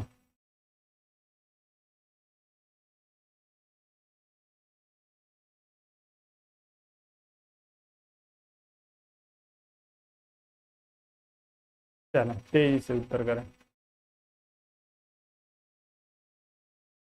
अभी तक सिर्फ एक उत्तर आया है। चलिए, सी विकल्प के लिए सरोज जी का 1, 2, 5 के लिए, संतोष जी का सी विकल्प के लिए उत्तर आ रहा है, लाल बहादुर जी का उत्तर सी विकल्प के लिए आ रहा है। चलिए दोस्तों, तो आपको पहला स्टेटमेंट गलत कथन आपसे पूछा हुआ है। आपको पहला स्टेटमेंट दिया हुआ है राज्यसभा धन विधेयक को अस्वीकार कर सकती है। जी नहीं, राज्यसभा धन विधेयक को अस्वीकार नहीं कर सकती है। सिर्फ उसमें जो है वो अपनी कुछ सिफारिशें कर सकती है, लेकिन अस्वीकार नहीं करेगी। इसके अस्वीकार करने से कुछ नहीं होता है। या तो ये 14 दिन तक रखेंगे, 14 दिन तक अपने पास रखे रहेंगे, या कोई जो है सुझाव के साथ उसको लोकसभा को 14 दिन के अंदर लौटा देंगे। सीधा धन विधेयक में आप लोग इतना ही जानिए, अधिकतम इनके पास जो समय सीमा है वो 14 दिन की है। उसमें या तो ये 14 दिन अपने पास रखे रहें, या आप जो है उसको 14 दिन के अंदर अपने सुझावों के साथ वापस लौटा दीजिए। यदि आप सुझाव के साथ लौटा देते हैं तो लोकसभा उस पर जो है फैसला लेगी कि आपके सुझावों को मानना है या नहीं मानना है। धन विधेयक में आप इनको जो है कोई विशेष पावर नहीं दिया गया है। तो आपका इसमें से पहला दिया है राज्यसभा धन विधेयक को अस्वीकार कर सकती है। ये आपका स्टेटमेंट जो होगा दोस्तों ये आपका गलत हो जाएगा, अस्वीकार नहीं कर सकते हैं ये। आपका उत्तर इसमें जो होगा वो बिल्कुल सही हो जाएगा। माफ करिएगा, राज्यसभा धन विधेयक को अस्वीकार कर सकती है, नहीं अस्वीकार नहीं कर सकते हैं, तो गलत कथन आपका ये है। तो आपका ये प्रश्न के हिसाब से ये सही होगा एक। उसके बाद से दिया हुआ है राज्यसभा धन विधेयक पर सिफारिशें कर सकती है, राज्यसभा धन विधेयक पर सिफारिशें कर सकती है, जी नहीं सिफारिश नहीं करेंगे। ये आपका ये भी स्टेटमेंट जो है वो आपका जो होगा इस प्रश्न के हिसाब से सही हो जाएगा। राज्यसभा धन विधेयक अस्वीकार नहीं कर सकती है, जी बिल्कुल नहीं कर सकती है। तो ये आपका चूंकि गलत पूछा है तो ये आपका इस प्रश्न के हिसाब से गलत हो जाएगा। सही स्टेटमेंट है राज्यसभा को धन विधेयक 14 दिन के भीतर लोकसभा को लौटाना होता है, जी लौटाना होता है, लेकिन प्रश्न में गलत पूछा हुआ है तो आपका ये गलत हो जाएगा क्योंकि ये सही स्टेटमेंट है। उसके बाद से आपको दिया है राज्यसभा धन विधेयक में संशोधन कर सकती है। तो दोस्तों राज्यसभा जो है धन विधेयक में संशोधन नहीं कर सकती है, संशोधन के लिए जो है वो सिफारिश कर सकती है। तो ये भी स्टेटमेंट प्रश्न के हिसाब से आपको गलत दिया हुआ है। तो आपका उत्तर जो होगा वो 1, 2 और 5 के लिए सही हो जाएगा। जो लोग 1, 2, 5 की बात कर रहे हैं उन सभी का उत्तर यहाँ पे बिल्कुल सही हो जाएगा। आप लोग बी विकल्प के साथ जाइएगा, आप सभी का उत्तर बिल्कुल सही है। आगे बढ़ते हैं, अगले प्रश्न पे चलेंगे। अगला प्रश्न आपको दिया है दोस्तों, निम्नलिखित में से कौन सा सही सुमेलित नहीं है। आपको जो है इसमें से बताना है कि इसमें से कौन सा एक सही सुमेलित नहीं है। सुख एवं दुख गणक किसका है, बहुल मतदान का निषेध किसने किया है, सकारात्मक स्वतंत्रता माफ करिएगा आपको बेंथम, मील, हीगल और प्लेटो के सिद्धांत दिए हुए हैं। सुख दुख गणक बेंथम, बहुल मतदान का निषेध मील, सकारात्मक मतदान हीगल और दार्शनिक राजा का सिद्धांत प्लेटो। इसमें से आपको बताना है कौन सा सही सुमेलित नहीं है। तेजी से आप लोग अपना उत्तर करने का प्रयास करिए इस प्रश्न के लिए। चलिए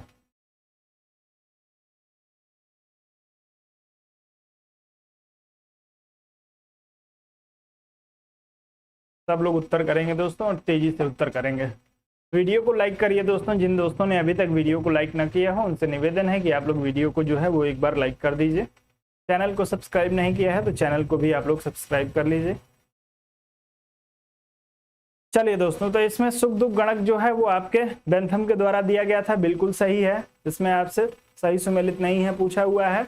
बहुल मतदान का निषेध, तो दोस्तों बहुल मतदान का समर्थन किया था आपके जेएस मिल ने, निषेध नहीं किया है।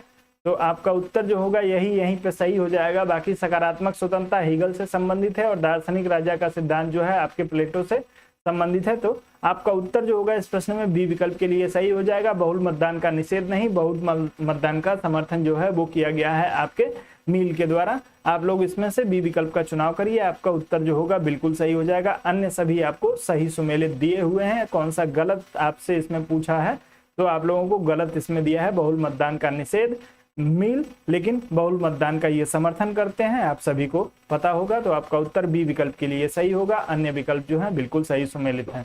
आगे बढ़ेंगे, अगला प्रश्न आपको दिया है, सीमित संप्रभुता के सिद्धांत का जनक निम्न में से कौन है। सीमित संप्रभुता के लिए आप लोगों को अपना उत्तर देना है कि सीमित संप्रभुता के सिद्धांत का जनक इसमें से कौन एक है। तेजी से उत्तर करिए आप सभी लोग दोस्तों। चलिए समय शुरू हो गया, आप लोगों का उत्तर करेंगे तेजी से।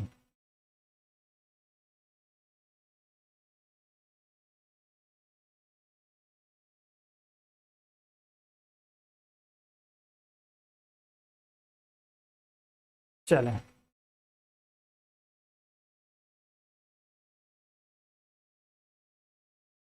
बिल्कुल दोस्तों, तो आपका समय खत्म हो गया है और इस प्रश्न में जैसा कि मैं देख पा रहा हूँ आप सभी लोगों का उत्तर लॉक के लिए आ रहा है।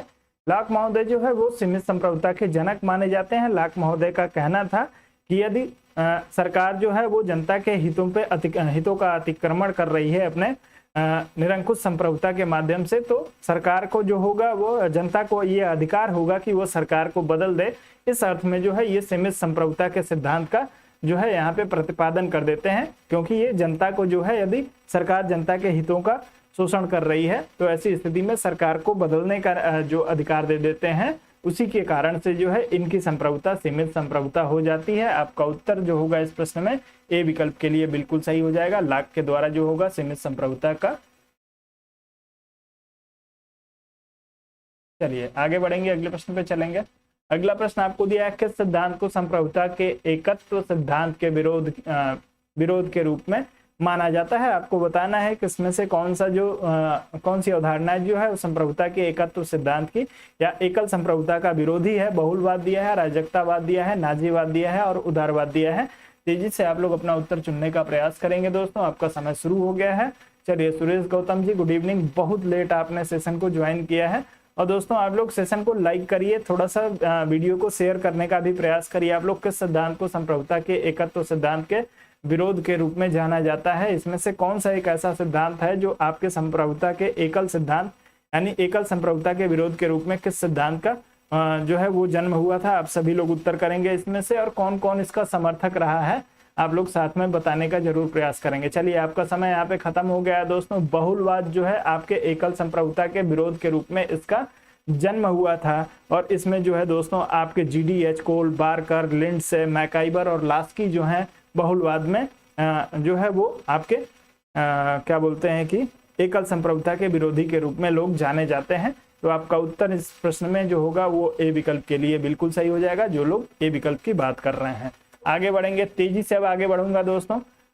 समानता की उत्कृष्ट अभिलाषा ने स्वतंत्रता की आशा को व्यर्थ बना दिया है, यह किसका कथन है? आप लोगों को बताना है। समय शुरू हो गया है। लॉर्ड एक्टन, ऑस्टिन, पोलैंड और लॉर्ड वाइस, 4 विकल्प दिया है। चारों में से एक का चुनाव करिए और तेजी से उत्तर कर दीजिए। समानता की उत्कृष्ट अभिलाषा ने स्वतंत्रता की आशा को व्यर्थ बना दिया है, किस एक चिंतक का ये कथन है, किस एक विचारक का है? लॉर्ड एक्टन, ऑस्टिन, पोलैंड और लॉर्ड वाइस, 4 विकल्प दिया है। आप लोग चारों में से एक का चुनाव करके तेजी से उत्तर करिएगा दोस्तों।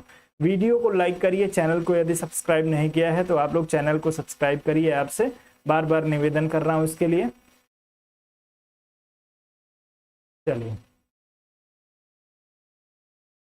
दोस्तों, तो जैसा कि मैं देख पा रहा हूं इस प्रश्न के लिए आप लोगों का लॉर्ड एक्टन के लिए उत्तर आ रहा है दोस्तों।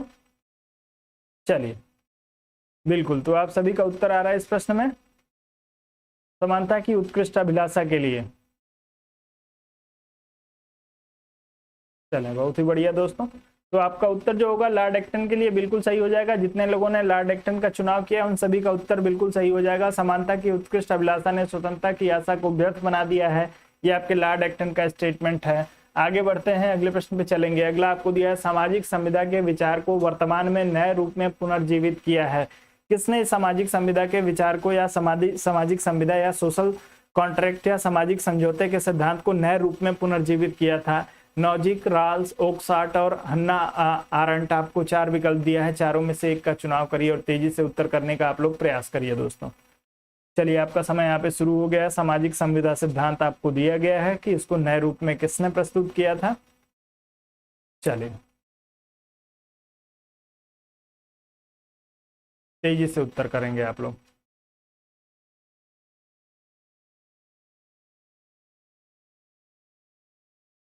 तो जैसा कि मैं देख पा रहा हूँ इस प्रश्न में भी आप लोगों का उत्तर आ रहा है दोस्तों। बहुत सारे दोस्तों का उत्तर आ रहा है। ए विकल्प के लिए रॉल्स के लिए उत्तर आ रहा है। बी विकल्प के लिए आप लोगों का जी बिल्कुल आ रहा है उत्तर रॉल्स के लिए। मैक्सिमम लोगों का उत्तर इसमें रॉल्स के लिए आया हुआ है। चलिए, तो जो लोग इसमें रॉल्स की बात कर रहे होंगे, रॉल्स महोदय जो है अपने न्याय सिद्धांत की खोज में या न्याय सिद्धांत के निर्माण में जो है सामाजिक समझौते के सिद्धांत का प्रयोग करते हैं और उसे एक नया रूप देते हैं। आपका उत्तर जो होगा वो बी विकल्प के लिए सही हो जाएगा, जो लोग इसमें बी विकल्प की बात कर रहे होंगे। चलिए, आप लोग एक चीज ध्यान रखिएगा कि जो जॉन रॉल्स का न्याय की जो न्याय की अवधारणा है वो सामाजिक समझौता सिद्धांत से होके ही गुजरती है। सामाजिक समझौते सिद्धांत का अनुसरण करके ही जो है वो जॉन रॉल्स के द्वारा जो अपना न्याय का सिद्धांत इनका है वो दिया गया था। इसीलिए इनको जो है सामाजिक संविदा के विचार को नए रूप में पुनर्जीवित करने के लिए इनको जिम्मेदार माना जाता है। आपका उत्तर जो होगा बिल्कुल सही हो जाएगा। सामाजिक समझौता सिद्धांत के लिए हॉब्स, लॉक और रूसो को आप सभी लोग जानते हैं। आगे बढ़ेंगे, अगले प्रश्न पे चलेंगे। अगला प्रश्न आपको दिया है लोक कल्याणकारी राज्य आवश्यक रूप से संश्लेषण है। किसका संश्लेषण है लोक कल्याणकारी राज्य? आपको दिया है साम्यवाद और आदर्शवाद, समाजवाद और साम्यवाद, उदारवाद और समाजवाद, व्यक्तिवाद और फांसीवाद। चारों में से एक का चुनाव करके तेजी से आप लोगों को अपना उत्तर करना है दोस्तों। लोक कल्याणकारी राज्य आवश्यक रूप से किस एक का संश्लेषण है? इसमें से चारों विकल्प में से आप लोग चुनिए और तेजी से उत्तर करिए। अपने जो आपको 30 सेकंड का समय मैं देता हूं उसके अंदर आप लोग उत्तर करने का प्रयास करिए दोस्तों। एक बार फिर से आप सभी से निवेदन है कि जिन दोस्तों ने अभी तक वीडियो को लाइक नहीं किया है वो लोग वीडियो को लाइक और चैनल को सब्सक्राइब करें, बेल नोटिफिकेशन को अवश्य दबा लें। आप लोग वीडियो के साथ टाइम से आप लोग जुड़ने का प्रयास किया करिए, जितना समय से आप लोग जुड़ेंगे। 9 बजे आप लोगों का सेशन मैं शुरू कर देता हूँ। चलिए, तो दोस्तों इस प्रश्न के लिए आप सभी लोगों का उत्तर आ रहा है। जो लोग इसमें उदारवाद और समाजवाद की बात कर रहे होंगे, लोक कल्याणकारी राज्य की जो अवधारणा है वो आपके उदारवाद और समाजवाद से जो है इसका मिलके जन्म होता है, तो आपका उत्तर इस प्रश्न में सी विकल्प के लिए बिल्कुल सही हो जाएगा, जो लोग इसमें सी विकल्प की बात कर रहे होंगे। आगे बढ़ेंगे लोक कल्याणकारी राज्य पे। आपको विशेष जो इसमें थोड़ी सी इंफॉर्मेशन है कुछ जरूरी, वो आपको आगे एक और प्रश्न मिलेगा उसमें मैं दे दूंगा, अभी दे दूंगा तो आगे वाले प्रश्न निरस्त हो जाएंगे। चलिए, अगला आपको बताना है दोस्तों, राज्य के ऐतिहासिक विकास का कौन सा क्रम सही है। राज्य के ऐतिहासिक विकास का क्रम आप लोगों को बताना है दोस्तों। आप लोग तेजी से इसमें से किसी एक क्रम को चुनिएगा। ऐतिहासिक विकास का जो क्रम है वो इसमें से किस एक का अनुसरण करता है, तेजी से आप लोगों को अपना उत्तर देना है। चलिए,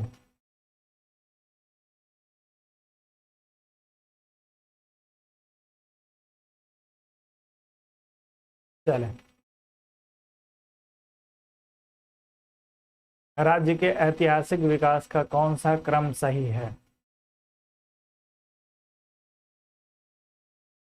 चलिए, बिल्कुल, तो आप सभी लोगों का उत्तर आ रहा है दोस्तों। इस प्रश्न में सी विकल्प के लिए मैक्सिमम लोगों ने अपना उत्तर भेजा है। तो जो लोग इसमें सी विकल्प की बात कर रहे हैं, पूर्वी राज्य, रोमन साम्राज्य, सामंती राज्य साम्राज्य और राष्ट्र राज्य, उनका उत्तर जो होगा बिल्कुल सही हो जाएगा। राज्य का ऐतिहासिक क्रम है, नोट डाउन करके आप लोग इसको रट लीजिएगा, दिमाग लगाने की बिल्कुल भी जरूरत नहीं है। पूर्वी रोमन सामंती राष्ट्र, पूर्वी रोमन सामंती राष्ट्र, एक आप लोग लाइन बस याद कर लीजिए, पूर्वी रोमन सामंती राज्य, और इसको आप लोग डिकोड कर लीजिएगा। 2-3 बार आप लोग लिखेंगे, देखेंगे आप लोगों को समझ में आ जाएगा। पूर्वी रोमन सामंती राज्य याद कर लीजिए, एक वाक्य, सिर्फ एक वाक्य से आपका काम चल जाएगा। इस प्रश्न के लिए आपका सी विकल्प सही है। आगे बढ़ेंगे, अगला प्रश्न आपको दिया है दोस्तों, किसने राज्य की जगह रिपब्लिक शब्द को जो है वो प्रमुखता दी है। राज्य की जगह पे यानी स्टेट के स्थान पे रिपब्लिक को किसने जो है वो प्रमुखता दी थी। मैकियावेली, बोधा, सेवाइन और हाब्स, चारों में से एक का चुनाव करिए और तेजी से आप लोग उत्तर करने का प्रयास करिए। स्टेट या राज्य की जगह पे रिपब्लिक का प्रमुखता से प्रयोग किसने किया है। चलिए, तेजी से उत्तर करेंगे आप सभी लोग।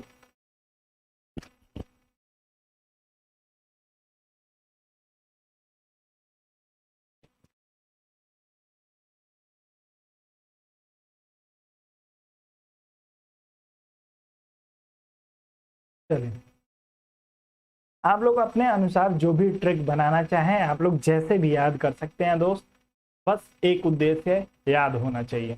तो दोस्तों, राज्य की जगह पे रिपब्लिक शब्द का जो है वो प्रमुखता दी थी आपके बोधा महोदय ने।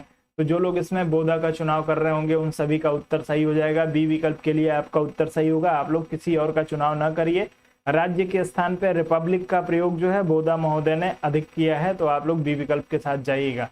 आगे बढ़ जाएंगे, अगले प्रश्न पे चलेंगे। अगला प्रश्न आपको दिया है दोस्तों, निम्नलिखित में से किस पुस्तक में कल्याणकारी राज्य यानी वेलफेयर स्टेट शब्द का सर्वप्रथम प्रयोग किया गया। वेलफेयर स्टेट का सबसे पहले प्रयोग जो है किस पुस्तक में किया गया है, किसके द्वारा किया गया है, दोनों चीजें आपको बतानी है। विकल्प आपको दिया है सिटीजन एंड चर्चमैन, सिटीजन एवं चर्चमैन, माफ करिएगा, सिटीजन एज चर्चमैन, सिटीजन एवं churchman, citizen and churchman, citizen not churchman, चारों में से एक का आप लोग जो है तेजी से चुनाव करना है। आपको तेजी से आप लोग अपना उत्तर चुनने का प्रयास करिए। आपका समय यहाँ पे शुरू हो गया है। किसके द्वारा ये पुस्तक लिखी गई है आप लोग ये भी बताने का प्रयास करेंगे।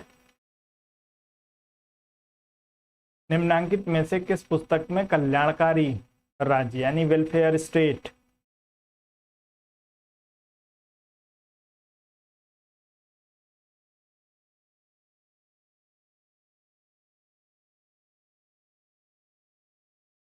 चलो, तो दोस्तों जैसा कि मैं देख पा रहा हूं आप सभी का उत्तर इस प्रश्न में आ रहा है। सी विकल्प के लिए सिटीजन एंड चर्चमैन जो पुस्तक है इसी में सबसे पहले जो है वो कल्याणकारी राज्य शब्द का प्रयोग किया गया। आप लोग ध्यान रखेंगे, कल्याणकारी राज्य शब्द का प्रयोग जो है वो सबसे पहले वो आपके सिटीजन एंड चर्चमैन पुस्तक में किया गया था। इसके जो लेखक हैं दोस्तों वो आपके आर्क बिशप हैं, आर्क बिशप टेम्पलिन।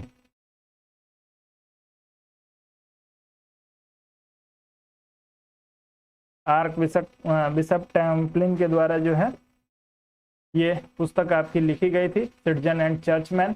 अब इसमें आपको कल्याणकारी राज्य की अवधारणा में 2-3 चीजें महत्वपूर्ण रूप से याद कर लेनी। दोस्तों, कल्याणकारी राज्य शब्द जब पूछे तो आर्क बिशप की पुस्तक सिटीजन एंड चर्चमैन। यदि आपसे पूछे कि किस समिति की सिफारिश पे जो है कल्याणकारी राज्य की अवधारणा को किसी देश ने जो है वो स्वीकार किया था, तो आप लोग एक नाम याद रखिएगा, वेबरिज प्रतिवेदन। वेबरिज प्रतिवेदन। वेबरिज प्रतिवेदन जो है दोस्तों 1943 में ब्रिटेन में इसको जो है वो प्रस्तुत किया गया था। और इस वेबरिज प्रतिवेदन में 5 चीजों को इंगित किया गया था दोस्तों। कल्याणकारी राज्य कैसे बनेगा उसकी बात आपको बता रहा हूं। वेबरिज प्रतिवेदन में इस 5 चीजों का उल्लेख किया गया, बीमारी, बेरोजगारी, अज्ञानता, भूखमरी और आश्रय का अभाव। इन 5 चीजों को वेबरिज प्रतिवेदन ने ऐसा सुझाव दिया है कि कल्याणकारी राज्य की स्थापना के लिए इन 5 चीजों में राज्य को जो है आगे बढ़ के और सहयोग करना चाहिए। इन 5 चीजों को दूर करने के बाद ही कल्याणकारी राज्य की स्थापना हो जाती है। और ब्रिटेन में जो है दोस्तों पहली बार कल्याणकारी राज्य की अवधारणा इसी वेबरिज प्रतिवेदन के आधार पे कल्याणकारी राज्य की अवधारणा ब्रिटेन में की जाती है। इसलिए ब्रिटेन को जो है वो कल्याणकारी राज्य का घर कहा जाता है। इसको आप लोग ध्यान रखेंगे। कल्याणकारी राज्य का घर किसे कहा जाएगा? ब्रिटेन को कहा जाएगा। ब्रिटेन में जो है वो 1943 में एक समिति का गठन किया गया, जिस समिति को वेबरिज समिति कहा जाता है। वेबरिज समिति ने 5 चीजों को इंगित किया, जिसमें से उन्होंने कहा कि आपको बीमारी, बेरोजगारी, अज्ञानता, भूखमरी और आश्रय का अभाव, इन 5 चीजों में सरकार को सहयोग करना है। इन 5 चीजों को खत्म करिए, इसी से जो होगा वो कल्याणकारी राज्य की अवधारणा जो स्पष्ट होगी। उसके बाद से इस वेबरिज प्रतिवेदन के बाद से ब्रिटेन में जो है कल्याणकारी राज्य की अवधारणा का जन्म होता है। इसी कारण से जो है वो ब्रिटेन को कल्याणकारी राज्य का घर, कल्याणकारी राज्य का जो है वो घर कहा जाता है। तो आप लोग इसमें अंतर स्पष्ट समझिएगा। शब्द पूछे तो आर्क बिशप की पुस्तक जो है सिटीजन एंड चर्चमैन किस प्रतिवेदन में जो है कल्याणकारी राज्य की अवधारणा को स्पष्ट करके और स्वीकार करने के लिए किस प्रतिवेदन का किस समिति का गठन किया गया था? आपका वेबरिज समिति का गठन। और इसी समिति के प्रतिवेदन के आधार पे, वेबरिज समिति के प्रतिवेदन के आधार पे जो है इंग्लैंड में कल्याणकारी राज्य की स्थापना दुनिया में सबसे पहले होगी। आप लोग ध्यान रखेंगे, उन 5 चीजों को भी याद रखेंगे जिनको दूर करने के लिए वेबरिज प्रतिवेदन में सुझाव दिया गया था। बीमारी, बेरोजगारी, अज्ञानता, भूखमरी और यानी जो होगा वो घर यानी आश्रय। तो आप लोग इन 5 चीजों के लिए, चलिए फिलहाल इस प्रश्न में आप लोग सी विकल्प के साथ जाइए। उम्मीद करता हूँ सब लोग समझ गए होंगे। हिस्ट्री की क्लास के लिए आप लोगों को नोटिफिकेशन मिल जाएगा, आप लोग चिंता न करिए। आपको दिया है कौन पावर एलिट नामक ग्रंथ के लेखक हैं। आपको बताना है पावर एलिट ग्रंथ किसके द्वारा लिखा गया है। तेजी से उत्तर करेंगे। James Burnham, Harold Lasswell, Gabriel Almond, Wright Mill. चारों में से एक का चुनाव करिए और तेजी से उत्तर करिए। पावर एलिट ग्रंथ किसके द्वारा लिखा गया है, या पुस्तक जो आपकी पावर एलिट है वो किसके द्वारा लिखी गई है।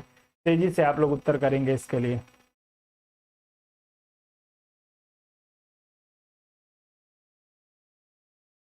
चले, बिल्कुल आप सभी का उत्तर आ रहा है इस प्रश्न में। डी विकल्प के लिए जैसा कि मैं देख पा रहा हूँ संतोष जी का, सुभाष जी का, सुरेंद्र जी का, सरोज जी का उत्तर आ रहा है डी विकल्प के लिए। आपको पहले भी ये करा चुका हूं दोस्तों पुस्तक ये। तो जो लोग इसमें से सी राइट मिल का चुनाव कर रहे हैं उन सभी का उत्तर बिल्कुल सही हो जाएगा। पावर एलिट पुस्तक जो है वो आपके सी राइट मिल के द्वारा लिखी गई है, जिसमें आप लोग डी विकल्प का चुनाव करें, आप सभी का उत्तर सही हो जाएगा। आगे बढ़ जाए। अगला प्रश्न आपको जो दिया है दोस्तों, ग्रामर ऑफ पॉलिटिक्स, 20 बार कराया होगा मैंने इसको, आप लोग तेजी से उत्तर कर दीजिएगा। ग्रामर ऑफ पॉलिटिक्स किसकी पुस्तक है? लॉर्ड ब्राइस की है, हरमन फाइनर की है, ऑस्टिन की है, हेराल्ड लास्की की है। इसके लिए आपको समय की जरूरत नहीं पड़नी चाहिए दोस्तों, तेजी से उत्तर करिए। किस ईयर में हेराल्ड लास्की ने ये पुस्तक लिखी है? आप लोग ईयर बता दीजिए। बाकी आप सभी को पता है कि इस पुस्तक के लेखक जो है हेराल्ड लास्की है। ईयर बता दीजिए, वर्ष, किस वर्ष में लिखी गई थी ये पुस्तक ग्रामर ऑफ पॉलिटिक्स। चलिए कमेंट करके बताइए। लास्की की पुस्तक है, मैं कह रहा हूँ सबको पता होगा, कई बार कराया है मैंने, 5-7 बार से ऊपर ही कराया होगा। और वीडियो को लाइक करिए दोस्तों। जिन दोस्तों ने वीडियो को लाइक और चैनल को सब्सक्राइब नहीं किया उनसे निवेदन है कि आप लोग चैनल को सब्सक्राइब करके बेल नोटिफिकेशन को दबा लीजिए, जिससे कि जब भी मैं लाइव आऊँ आपको नोटिफिकेशन मिल जाए और सेशन के साथ आप जुड़ सकें। और साथ ही साथ जो है आप लोग वीडियो को लाइक अवश्य कर दिया करिए। आप लोग वीडियो को देखते हैं लेकिन वीडियो को लाइक नहीं करते हैं। चलिए, बिल्कुल संतोष जी का उत्तर आ गया। 1925 में जो है दोस्तों इस पुस्तक को लिखा गया था आपके हेराल्ड लास्की के द्वारा। डेट आप लोग याद रखिएगा, ईयर याद रखिएगा कम से कम। आगे बढ़ते हैं अगले प्रश्न में। जो भी थिंकर आपके सिलेबस में दिए हुए हैं, जिन थिंकर्स को आपको पढ़ना है, उनकी पुस्तकों का ईयर आपको याद होना चाहिए कि उनका प्रकाशन कब हुआ। चलिए, अगला आपको दिया है सार्वजनिक कल्याण विधायक का ध्येय होना चाहिए, किसका कथन है? इंपॉर्टेंट स्टेटमेंट है, आप सभी लोग उत्तर करेंगे। सार्वजनिक कल्याण विधायक का जो है वो ध्येय है, ये किसने कहा था? आप लोग चारों में से हाफ्स, प्लेटो, मार्क्स और बेंथम में से किसी एक का चुनाव करिए तेजी से। चलिए, सार्वजनिक कल्याण विधायक का ध्येय होना चाहिए, किसने कहा है? तेजी से उत्तर करें।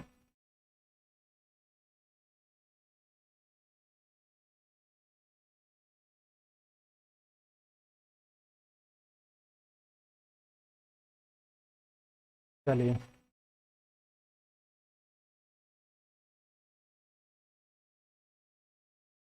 संतोष जी का और धीरज जी का 2 लोगों का उत्तर आया है, बाकी लोग उत्तर नहीं कर रहे हैं दोस्तों, ऐसा क्यों है? चलिए, विक्रम जी, सरोज जी का उत्तर आ गया। तो दोस्तों जैसा कि मैं देख पा रहा हूँ इसमें मैक्सिमम लोगों ने जो है बी विकल्प का चुनाव किया है। जिन लोगों ने बी विकल्प का चुनाव किया है वो लोग स्क्रीनशॉट लेंगे और अपने कॉपी में इसको नोट करेंगे। सार्वजनिक कल्याण विधायक का ध्येय होना चाहिए, ये आपके बेंथम का स्टेटमेंट है। जो लोग इसमें बेंथम के साथ जाएंगे उन्हीं का उत्तर सही होगा, अन्य किसी का उत्तर नहीं सही होगा। कुछ एक लोगों का अब उत्तर जो है डी विकल्प के लिए आ रहा है, लेकिन शुरू में मैक्सिमम लोगों का उत्तर प्लेटो के लिए आया था। आप लोग इसको नोट डाउन कर लीजिएगा दोस्तों। बेंथम महोदय ने कहा था सार्वजनिक कल्याण विधायक का ध्येय होना चाहिए, आपका उत्तर डी विकल्प के लिए सही होगा। आगे बढ़ जाऊंगा, अगले प्रश्न पे चलूंगा। दोस्तों बार बार आपसे कहता हूं कि आप लोग नोट्स बनाइए, बिना नोट्स के आपका सिलेक्शन नहीं होगा। 3 चीजों पे आपका फोकस होना चाहिए। स्टेटमेंट का नोट्स आपके पास होना चाहिए जिसमें कम से कम 500 स्टेटमेंट लिखे हों। हर 10-15 दिन पे उन 500 स्टेटमेंट को आप रिवाइज करें। पुस्तकों के नोट्स आपके पास होने चाहिए, कौन सी पुस्तक किसके द्वारा लिखी गई है। जो आपके सिलेबस के जो आपके थिंकर हैं उनकी पुस्तकों का ईयर वाइज आपको लिखना है। और उसके बाद से दोस्तों कौन सा सिद्धांत किससे संबंधित है, कौन किस संप्रदाय से संबंधित है, इसकी एक सूची आपके पास होनी चाहिए। यदि ये 3 काम आप कर लेते हैं मेहनत करके तो टीजीटी पीजीटी में आपके थॉट वाले सेक्शन से 50% चीजों को आप कवर कर लेंगे, सिर्फ इन्हीं 3 चीजों से। चलिए, अगला प्रश्न दिया है हीगल की द्वंद्वात्मक विधि थी। हीगल की द्वंद्वात्मक विधि के लिए आपको 4 विकल्प दिया गया है। राजनीति के विज्ञान का निर्माण करना, ज्ञान की दार्शनिक विधि को स्वीकार करना, इस बात पर बल देना कि प्रकृति विज्ञान की विधियां तथा सामाजिक विज्ञान की विधियां एक समान है, प्रतिवाद की समस्या सुलझाना। आप लोग तेजी से उत्तर करेंगे दोस्तों इस प्रश्न में। हीगल की द्वंद्वात्मक विधि के लिए आप लोगों से जो है वो प्रश्न पूछा गया है।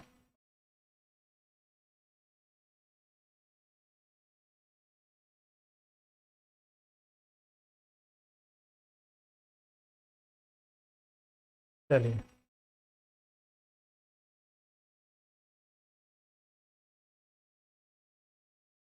तो जैसा कि मैं देख पा रहा हूँ इस प्रश्न में मैक्सिमम लोगों का उत्तर जो है वो सी बी विकल्प के लिए आ रहा है, कुछ लोगों का उत्तर डी विकल्प के लिए भी आ रहा है। तो दोस्तों हीगल की जो द्वंद्वात्मक विधि है वो प्रतिवाद की समस्या को सुलझाने के लिए है। आपका डी विकल्प यहाँ पे जो होगा वो बिल्कुल सही हो जाएगा। इसको समझ लीजिए क्या है। हीगल का मानना है कि दोस्तों प्रत्येक चीज जो है वो आपके संवाद से शुरू होती है और ये संवाद जो है दोस्तों अंततः क्या बन जाता है? वाद बन जाता है। वाद का मतलब क्या हुआ? मुकदमा। यानी ये मुकदमा यहाँ पे नहीं होगा, लेकिन वाद का मतलब जो होगा वो एक समस्या। प्रत्येक संवाद में कोई ना कोई एक समस्या उठ के आती है। ये समस्या जो होती है वो क्या बन जाती है? इस समस्या का जो समाधान है वो आपके प्रतिवाद के माध्यम से, यानी इस समस्या पे भी बात किया जाता है। और प्रतिवाद, तो इस प्रतिवाद में आने वाली जो समस्याएं हैं उसके अध्ययन के लिए जो है हीगल की द्वंद्वात्मक विधि का प्रयोग किया जाता है। आप लोग अपने बी विकल्प का चुनाव करिएगा।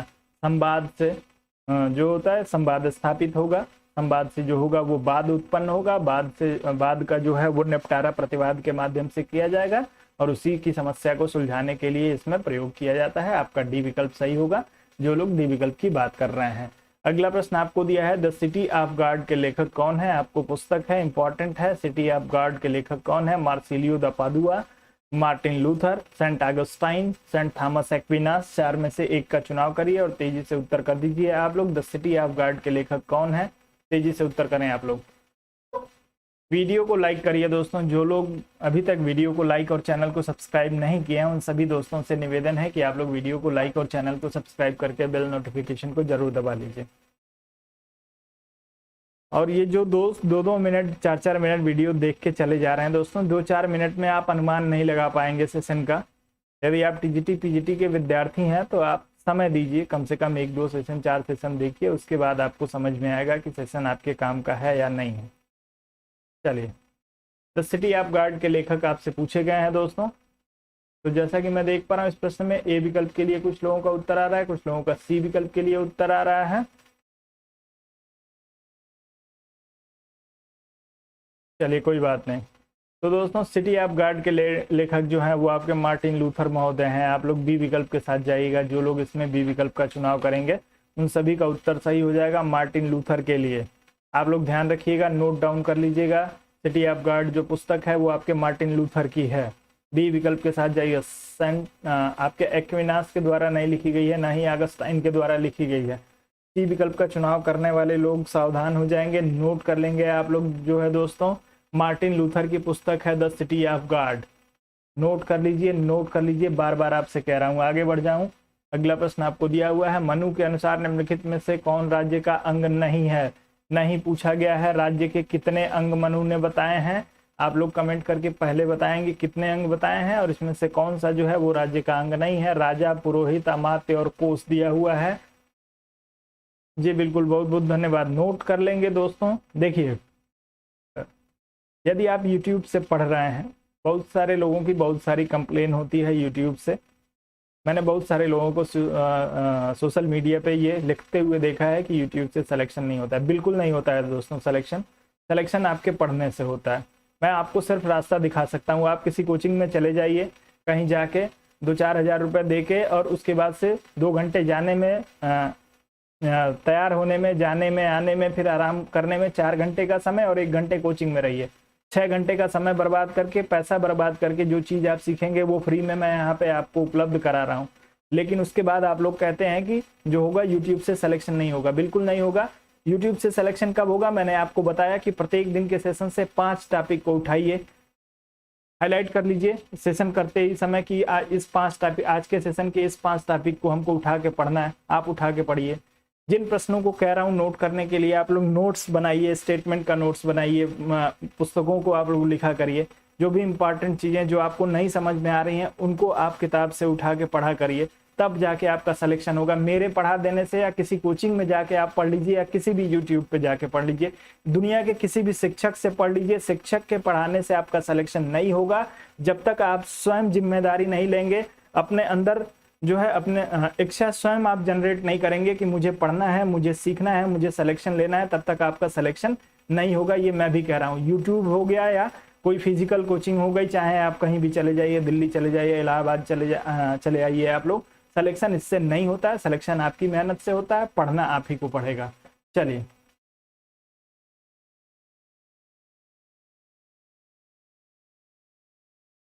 कल्पना जी कह रही हैं सेंट ऑगस्टाइन ही होगा। चलिए दोस्तों, इस प्रश्न को देख लेता हूं, फिर आप लोगों से बात करता हूं। इस प्रश्न में दोस्तों आपको दिया हुआ है जो राजा यानी स्वामी। तो दोस्तों आपका राजा जो होगा वो 7 अंग बताए हैं, आप सभी को पता है दोस्तों। स्वामी, अमात्य, जनपद, दुर्ग, कोष, मित्र और दंड। इसमें पुरोहित कहीं भी नहीं आया हुआ है, तो पुरोहित का जो है वो इसमें से 7 अंगों में से नहीं है। बाकी स्वामी, राजा की जगह पे स्वामी शब्द का प्रयोग किया गया है, दोनों का अर्थ एक ही होता है। आप लोग उसको 7 अंगों को ध्यान रखेंगे। स्वामी, अमात्य, जनपद, दुर्ग, कोष, दंड और मित्र, ये 7 अंग जो हैं वो आपके मनु के द्वारा बताए गए हैं राज्य के।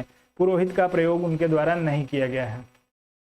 चलिए, और द सिटी ऑफ गॉड के लिए आप लोगों का उत्तर आ रहा था कि द सिटी ऑफ गॉड पुस्तक जो है, सुरभि जी कह रही हैं, किसके लिए कह रही हैं? नहीं, सुरभि जी नहीं, माफ करिएगा, कल्पना जी कह रही हैं सेंट ऑगस्टाइन की ही पुस्तक है सिटी ऑफ गॉड। चलिए,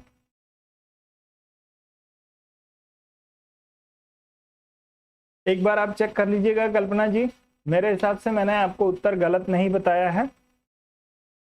सिटी ऑफ गॉड जो है वो आपके मार्टिन लूथर की ही पुस्तक है। चेक कर लीजिएगा एक बार, ऑथेंटिक किसी किताब से चेक करिएगा कहीं से, और उसके बाद आप जो है बात कर लीजिएगा।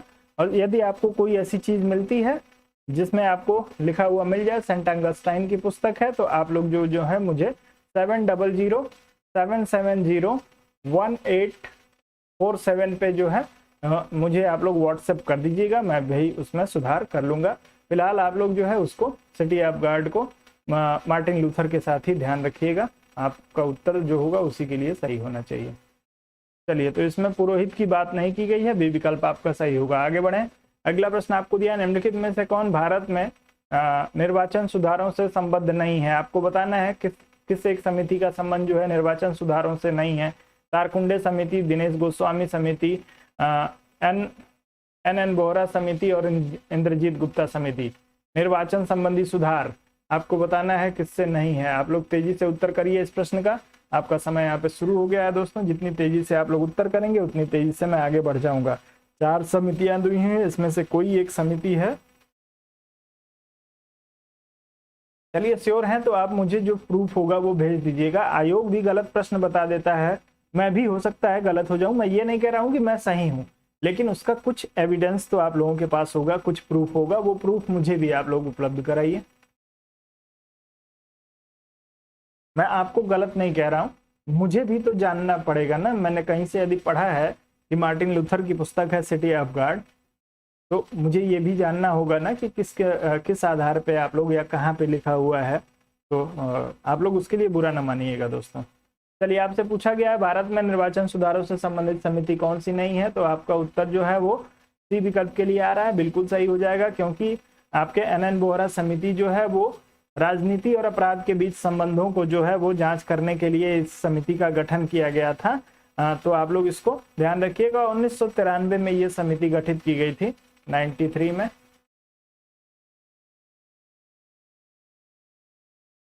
जी बिल्कुल, राजनीति और अपराध के बीच में जो साठगांठ थी उसकी जांच के लिए जो है इस समिति का गठन किया गया था, एन बोहरा समिति। आपका उत्तर जो होगा सी विकल्प के लिए बिल्कुल सही हो जाएगा। आगे बढ़ जाएं दोस्तों, अगले प्रश्न पे चलेंगे। अगला प्रश्न दिया है कि सरकार राज्य का अभिव्यक्त रूप है या व्यक्ति के सामान्य उद्देश्यों की पूर्ति करता है। यह कथन किसका है, आप लोग बताएंगे तेजी से। इंपॉर्टेंट स्टेटमेंट है आप लोगों के लिए। गार्नर, मेडिंग्स, ब्लंसली और लिकाक 4 विकल्प दिया है, चारों में से एक का चुनाव करिए। तेजी से उत्तर करिए दोस्तों, थोड़ा तेजी से आप लोग बढ़िए। जी बिल्कुल, बहुत बहुत धन्यवाद। यदि आप सेंड कर देती हैं तो नंबर आप लोगों के पास होगा, स्लाइड पे आप लोगों को चल रहा होगा, आप लोग नोट कर लीजिएगा।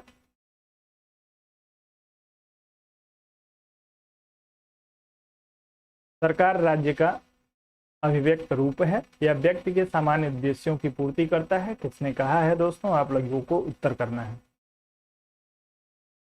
चलिए, तो दोस्तों जो लोग इसमें लिकॉक का चुनाव करेंगे उनका उत्तर सही हो जाएगा। डी विकल्प के साथ आप लोग जाइएगा। आपके लिकॉक का स्टेटमेंट है सरकार राज्य का अभिव्यक्त रूप है या व्यक्ति के सामान्य उद्देश्यों की पूर्ति करता है। डी विकल्प के लिकॉक के साथ जाना है आप सभी को। आप लोग स्क्रीनशॉट ले लीजिएगा या नोट डाउन कर लीजिएगा। आगे बढ़ते हैं। अगला प्रश्न आपको दिया है राज्यों का वर्गीकरण सर्वप्रथम किसने किया है। आपको बताना है राज्यों का वर्गीकरण सर्वप्रथम किसके द्वारा किया गया है। तेजी से उत्तर करेंगे आप सभी लोग दोस्तों, आपका समय यहाँ पे शुरू हो गया है। चलिए,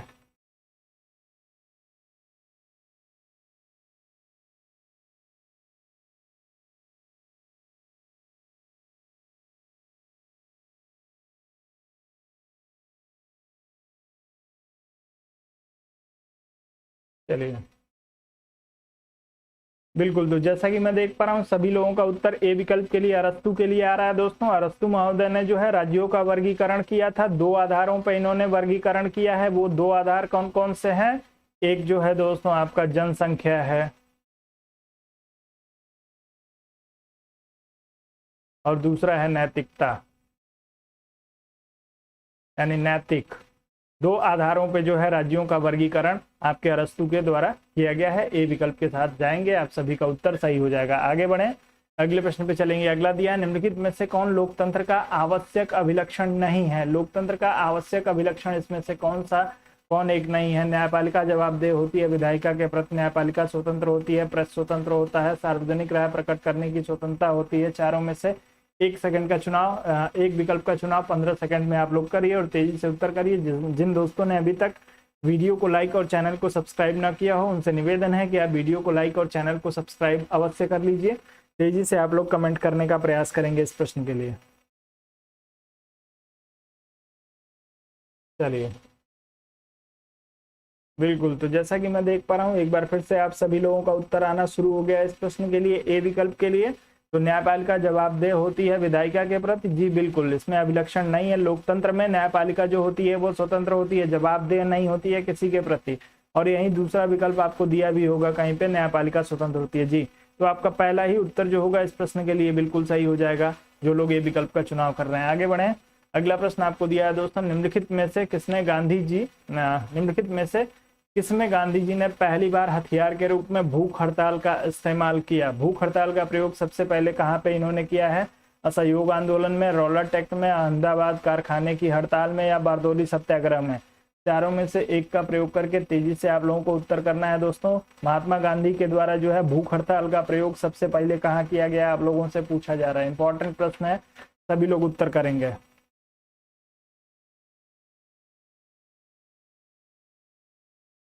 चलिए,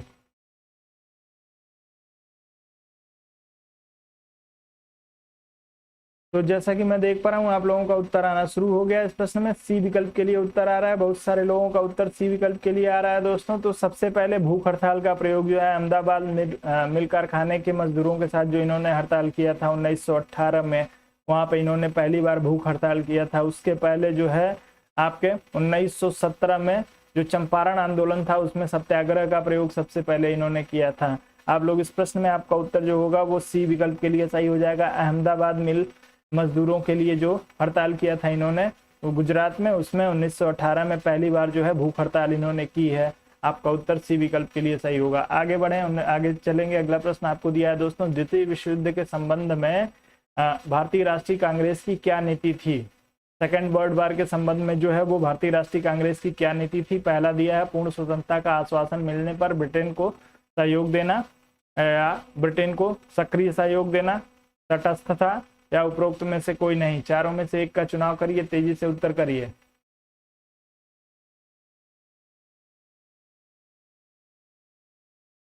जी बिल्कुल, 1918 में ही पहली बार अहमदाबाद में इन्होंने भूख हड़ताल किया था। उसके पहले सत्याग्रह किया था लेकिन भूख हड़ताल नहीं किया था चंपारण में 1917 में। चलिए, आ जाइए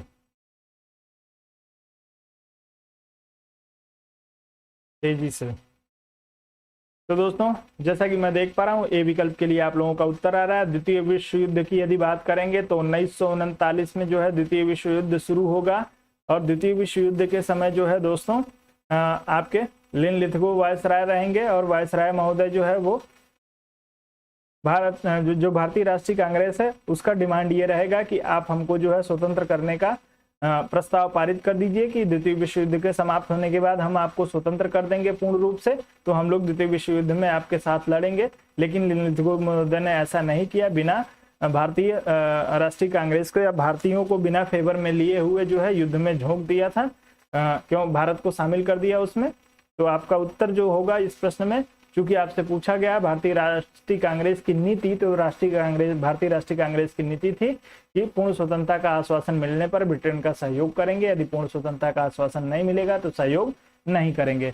आगे बढ़ेंगे, अगले प्रश्न पे चलेंगे। अगला दिया है 1939 में राष्ट्रीय कांग्रेस माफ करिएगा 1939 में कांग्रेस मंत्रिमंडल ने 7 प्रांतों में त्यागपत्र दे दिया था। क्यों 7 प्रांतों में त्यागपत्र दिया था आपको बताना है। पहला आपको दिया है कांग्रेस अन्य 4 प्रांतों में मंत्रिमंडल नहीं बना पाई थी।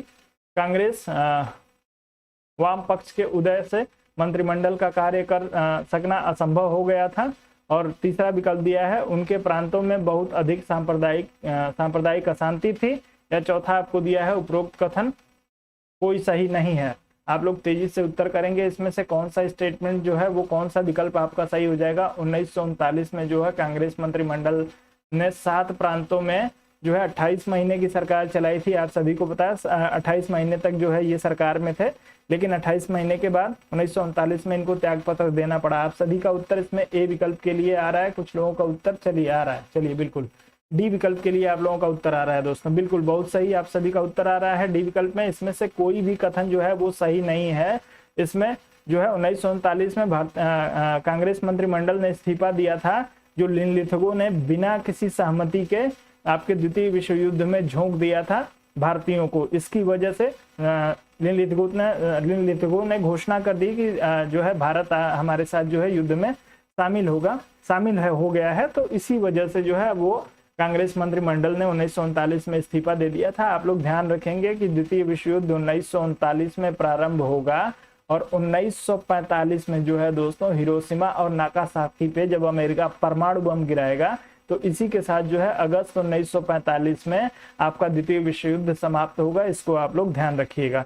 चलिए आगे बढ़ते हैं। इस प्रश्न में आपका डी विकल्प सही हो जाएगा। बिना भारतीयों की अनुमति के जो है इनको द्वितीय विश्व युद्ध में शामिल कर देने के कारण जो है ये मंत्रिमंडल ने त्यागपत्र दिया था 7 जगहों से। आगे बढ़ेंगे, अगले प्रश्न पे चलेंगे। अगला आपको दिया हुआ है कथन, नेहरू एक राष्ट्रभक्त हैं जबकि जिन्ना एक राजनीतिज्ञ हैं। यह वक्तव्य यह व्यक्त किया गया था, किसके द्वारा ये कहा गया है? आप लोगों को बताना है कि नेहरू एक राष्ट्रभक्त हैं जबकि जिन्ना एक राजनीतिज्ञ हैं। आपको एम.के. गांधी, मौलाना आजाद, सर मोहम्मद इकबाल और आपको खान अब्दुल गफ्फार खान 4 विकल्प दिया है। चारों में से एक का चुनाव करके किसी एक विकल्प का चुनाव कर लीजिए और तेजी से उत्तर करिए। नेहरू एक राष्ट्रभक्त हैं जबकि जिन्ना एक राजनीतिज्ञ हैं, किसने कहा है?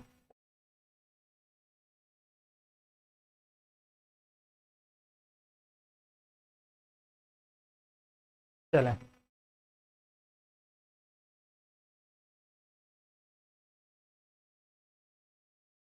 दोस्तों, जैसा कि मैं देख पा रहा हूँ इस प्रश्न में आप लोग बी विकल्प का चुनाव कर रहे हैं, लेकिन आप लोगों का उत्तर जो होगा वो बी विकल्प के लिए सही नहीं होगा। आपका उत्तर जो होगा वो सी विकल्प के लिए सही हो जाएगा। पंडित नेहरू ने स्वयं अपनी उस पुस्तक भारत एक खोज या डिस्कवरी ऑफ इंडिया में जो है इस बात का उल्लेख किया है कि जब मैं मोहम्मद इकबाल से मिलने गया तो उन्होंने कहा कि आप एक राष्ट्रभक्त हैं, लेकिन जिन्ना जो है वो एक राजनीतिज्ञ हैं।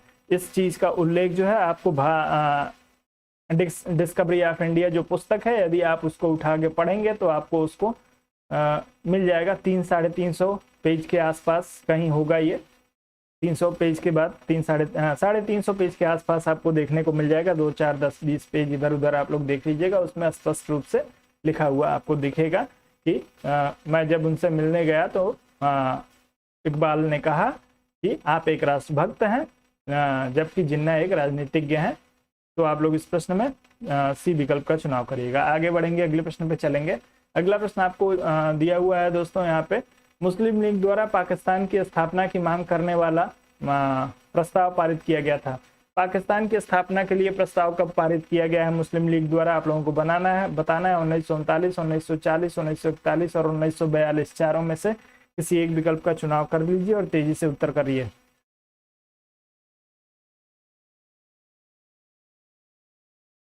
मुस्लिम लीग द्वारा पाकिस्तान की स्थापना की मांग करने वाला प्रस्ताव पारित किया गया किस वर्ष में? तेजी से उत्तर करें आप सभी लोग। चलिए बिल्कुल, तो जैसा कि मैं दे रहा हूं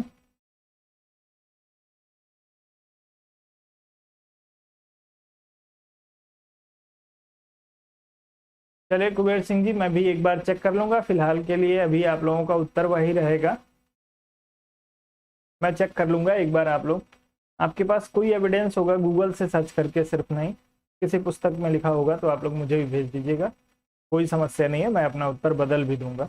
आयोग अपना उत्तर बदल देता है, फिर मेरी क्या विसात है। चलिए दोस्तों, तो 1940 में दोस्तों सबसे पहली बार जो है वो आपके प्रस्ताव जो पाकिस्तान का प्रस्ताव था वो पारित किया गया था। 23 मार्च डेट था दोस्तों, 23 मार्च 1940 को आपके लाहौर में अधिवेशन हो रहा था मुस्लिम लीग का, और उसी अधिवेशन में 23 मार्च 1940 को जो है वो पाकिस्तान का प्रस्ताव जो है वो पारित किया गया। अब इसमें आप लोग 2-3 चीजों को जान लीजिए दोस्तों। पाकिस्तान का प्रस्ताव मुस्लिम लीग के 1940 के लाहौर अधिवेशन में 23 मार्च को। उसके बाद से एक प्रश्न पूछा जाता है, पाकिस्तान शब्द का प्रयोग सबसे पहले किसके द्वारा किया गया? तो कैम्ब्रिज यूनिवर्सिटी के जो एक छात्र थे जिनका नाम है रहमत अली, रहमत अली, इनके द्वारा जो है सबसे पहली बार पाकिस्तान का शब्द का प्रयोग किया गया। इनका एक लेख प्रकाशित हुआ था दोस्तों, जिसका नाम है now or never, now or never. इसमें पहली बार जो है वो पाकिस्तान का प्रयोग किया गया था। और पहली बार यदि आपसे पूछे बिना पाकिस्तान शब्द का प्रयोग किए हुए, हालांकि प्रश्न सिर्फ आपसे पूछता है कि पहली बार जो है मुस्लिम राष्ट्र की, अलग मुस्लिम राष्ट्र की मांग, अलग मुस्लिम राज्य की मांग कब की गई थी, तो आप लोग ध्यान रखिएगा किसने की थी, माफ करिएगा। तो पहली बार जो मुस्लिम राज्य की मांग की गई थी वो आपके ये जो पुस्तक है दोस्तों नाउ आर नेवर, ये जो लेख है ये 1933 में, आप लोग डेट के साथ याद रखेंगे तो आपको ध्यान रहेगा। और उसके बाद दोस्तों 1930 में इलाहाबाद में, 1930 में इलाहाबाद में एक अधिवेशन हो रहा था दोस्तों, भारतीय राष्ट्रीय कांग्रेस का जो 1930 का इलाहाबाद अधिवेशन था। इस अधिवेशन में जो है मोहम्मद इकबाल, इकबाल आप लोग याद रखेंगे, मोहम्मद इकबाल, मोहम्मद इकबाल जो है अध्यक्षीय भाषण दे रहे थे। और इन्होंने सबसे पहले जो है वो पृथक मुस्लिम राज्य, मुस्लिम राज्य की मांग की थी। यहां से आप लोग 3-4 चीजों को ध्यान रखिएगा। पहली बार पृथक मुस्लिम राज्य की मांग 1930 के इलाहाबाद अधिवेशन में जो है वो आपके मोहम्मद इकबाल के द्वारा किया गया था। रहमत अली ने 1933 के अपने लेख में पाकिस्तान शब्द का प्रयोग पहली बार किया था। और 23 मार्च 1940 को जो है वो मुस्लिम लीग के द्वारा लाहौर अधिवेशन में पाकिस्तान प्रस्ताव जो है वो पारित किया गया था, पाकिस्तान राज्य प्रस्ताव के नाम से। चलिए, तो आपका उत्तर जो होगा वो इसमें बी विकल्प के लिए सही होगा। आगे बढ़ेंगे, अगले प्रश्न पे चलेंगे। आपको दिया सर्वोदय शब्द का प्रयोग सर्वप्रथम किसने किया था, तेजी से उत्तर करेंगे दोस्तों। सर्वोदय शब्द का प्रयोग किसके द्वारा सबसे पहले किया गया है? महात्मा गांधी, पंडित नेहरू, विनोबा भावे, जयप्रकाश नारायण। चारों में से एक का चुनाव करके आप लोगों को अपना उत्तर देना है कि सर्वोदय शब्द का प्रयोग सबसे पहले किसके द्वारा किया गया।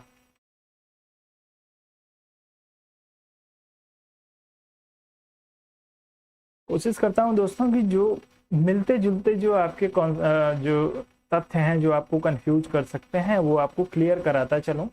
लेकिन सेशन आज का काफ़ी लेट हो गया है, 15-20 मिनट। हालांकि लेट शुरू किया था हम लोगों ने, कोई समस्या नहीं है, रात अपनी है, मुझे कोई जल्दीबाजी नहीं है। चलिए, तो इस प्रश्न में ए विकल्प के लिए आप लोगों का उत्तर आ रहा है। तो दोस्तों जो लोग इसमें महात्मा गांधी की बात कर रहे हैं उन सभी का उत्तर यहाँ पे बिल्कुल सही हो जाएगा। महात्मा गांधी महोदय जो है वो सर्वोदय शब्द का प्रयोग सबसे पहले महात्मा गांधी महोदय ने ही किया था। और इसके साथ एक चीज और जान लीजिए, महात्मा गांधी के विचारों को जो है वो प्रचारित करने के लिए विनोबा भावे ने जो है सर्वोदय समाज, सर्वोदय समाज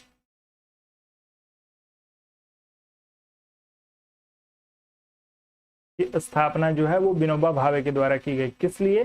महात्मा गांधी के जो ये गांधी जी हैं इनके विचारों के प्रचार के लिए।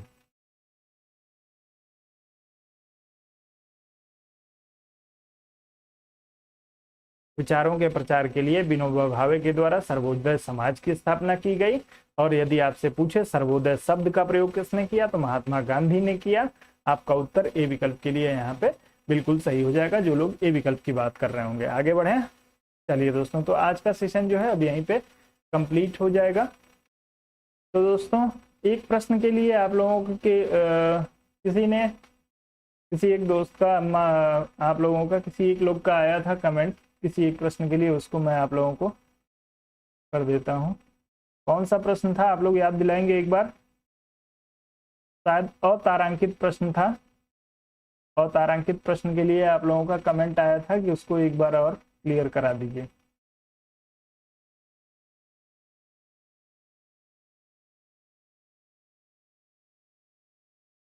चलिए आ जाइए। अतारांकित प्रश्न पे कंफ्यूजन था आप लोगों को? उपस्थित हैं आप जिन्होंने भी अब मुझे ध्यान नहीं आ रहा है कि कौन कर रहा था उसके लिए कमेंट मुझे।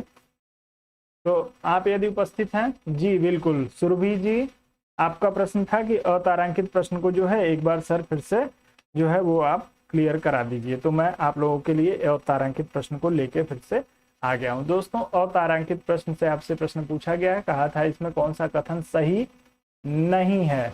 पहले प्रश्न को ध्यान से आप लोग पढ़ेंगे। तो जब प्रश्न सही नहीं है तो इसमें से जो स्टेटमेंट आपको जो होगा वो गलत लिखा होगा उसी को आपको पहचानना है। और तारांकित प्रश्न में आपको पहला स्टेटमेंट दे रहा है, इस पर तारे का चिन्ह होता है। जी बिल्कुल, इस पे तारे का चिन्ह नहीं होता है। तारांकित प्रश्नों पे जो होगा वो तारे का चिन्ह होगा। तो ये स्टेटमेंट आपका जो होगा गलत हो जाएगा। इस प्रश्न में सही नहीं पूछ रहा है, इसलिए ये आपका जो होगा वो सही हो जाएगा। तारे पे चिन्ह किस पे होता है? वो आपके तारांकित प्रश्नों पे।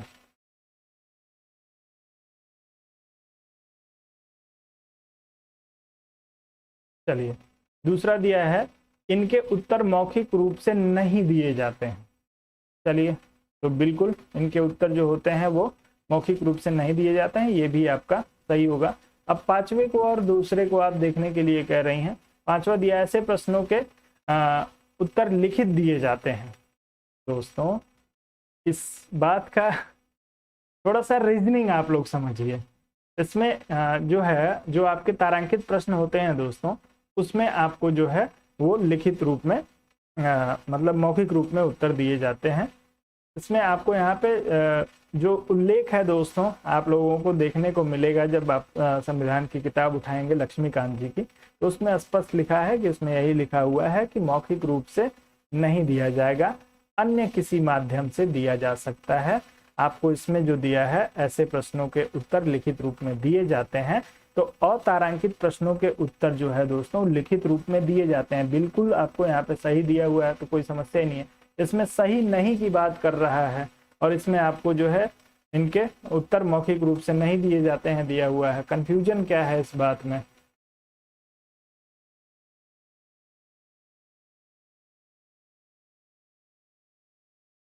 चलिए, इसमें आपको कह रहा है कि सही नहीं है, तो आपका ये जब इसमें दिया हुआ है ऐसे प्रश्नों के उत्तर लिखित रूप में दिए जाते हैं, तो आपका उत्तर जो होगा वो सही हो जाएगा। और इसमें मौखिक रूप से नहीं दिए जाते हैं, अन्य माध्यमों का भी प्रयोग किया जा सकता है। तो आप लोग इसमें थोड़ा सा कंफ्यूजन जरूर हो सकता है इस बात को लेके, लेकिन जो शब्दावली का जो प्रयोग किया गया है दोस्तों, वो शब्दावली थोड़ी सी कठिन है, इसलिए शब्दावली के आधार पे जो होगा आपका 1 और 2 सही हो जाएगा इस प्रश्न के लिए। जिन शब्दावली का प्रयोग किया गया है उस आधार पे उम्मीद करता हूं कि आपको समझ में आ गया होगा इस चीज को। और यदि नहीं भी आया है तो एक बार आप किताब खोलिएगा और उसको जरूर देखने का प्रयास करिएगा। थोड़ा सा कंफ्यूजन यहाँ पे जरूर उत्पन्न हो रहा है। ऐसे प्रश्नों का उत्तर लिखित रूप में दिए जाते हैं, और यहाँ पे कह रहा है उत्तर मौखिक रूप में नहीं दिए जाते हैं। दोनों बात एक ही हो गई, बस बात घुमा के कही जा रही है।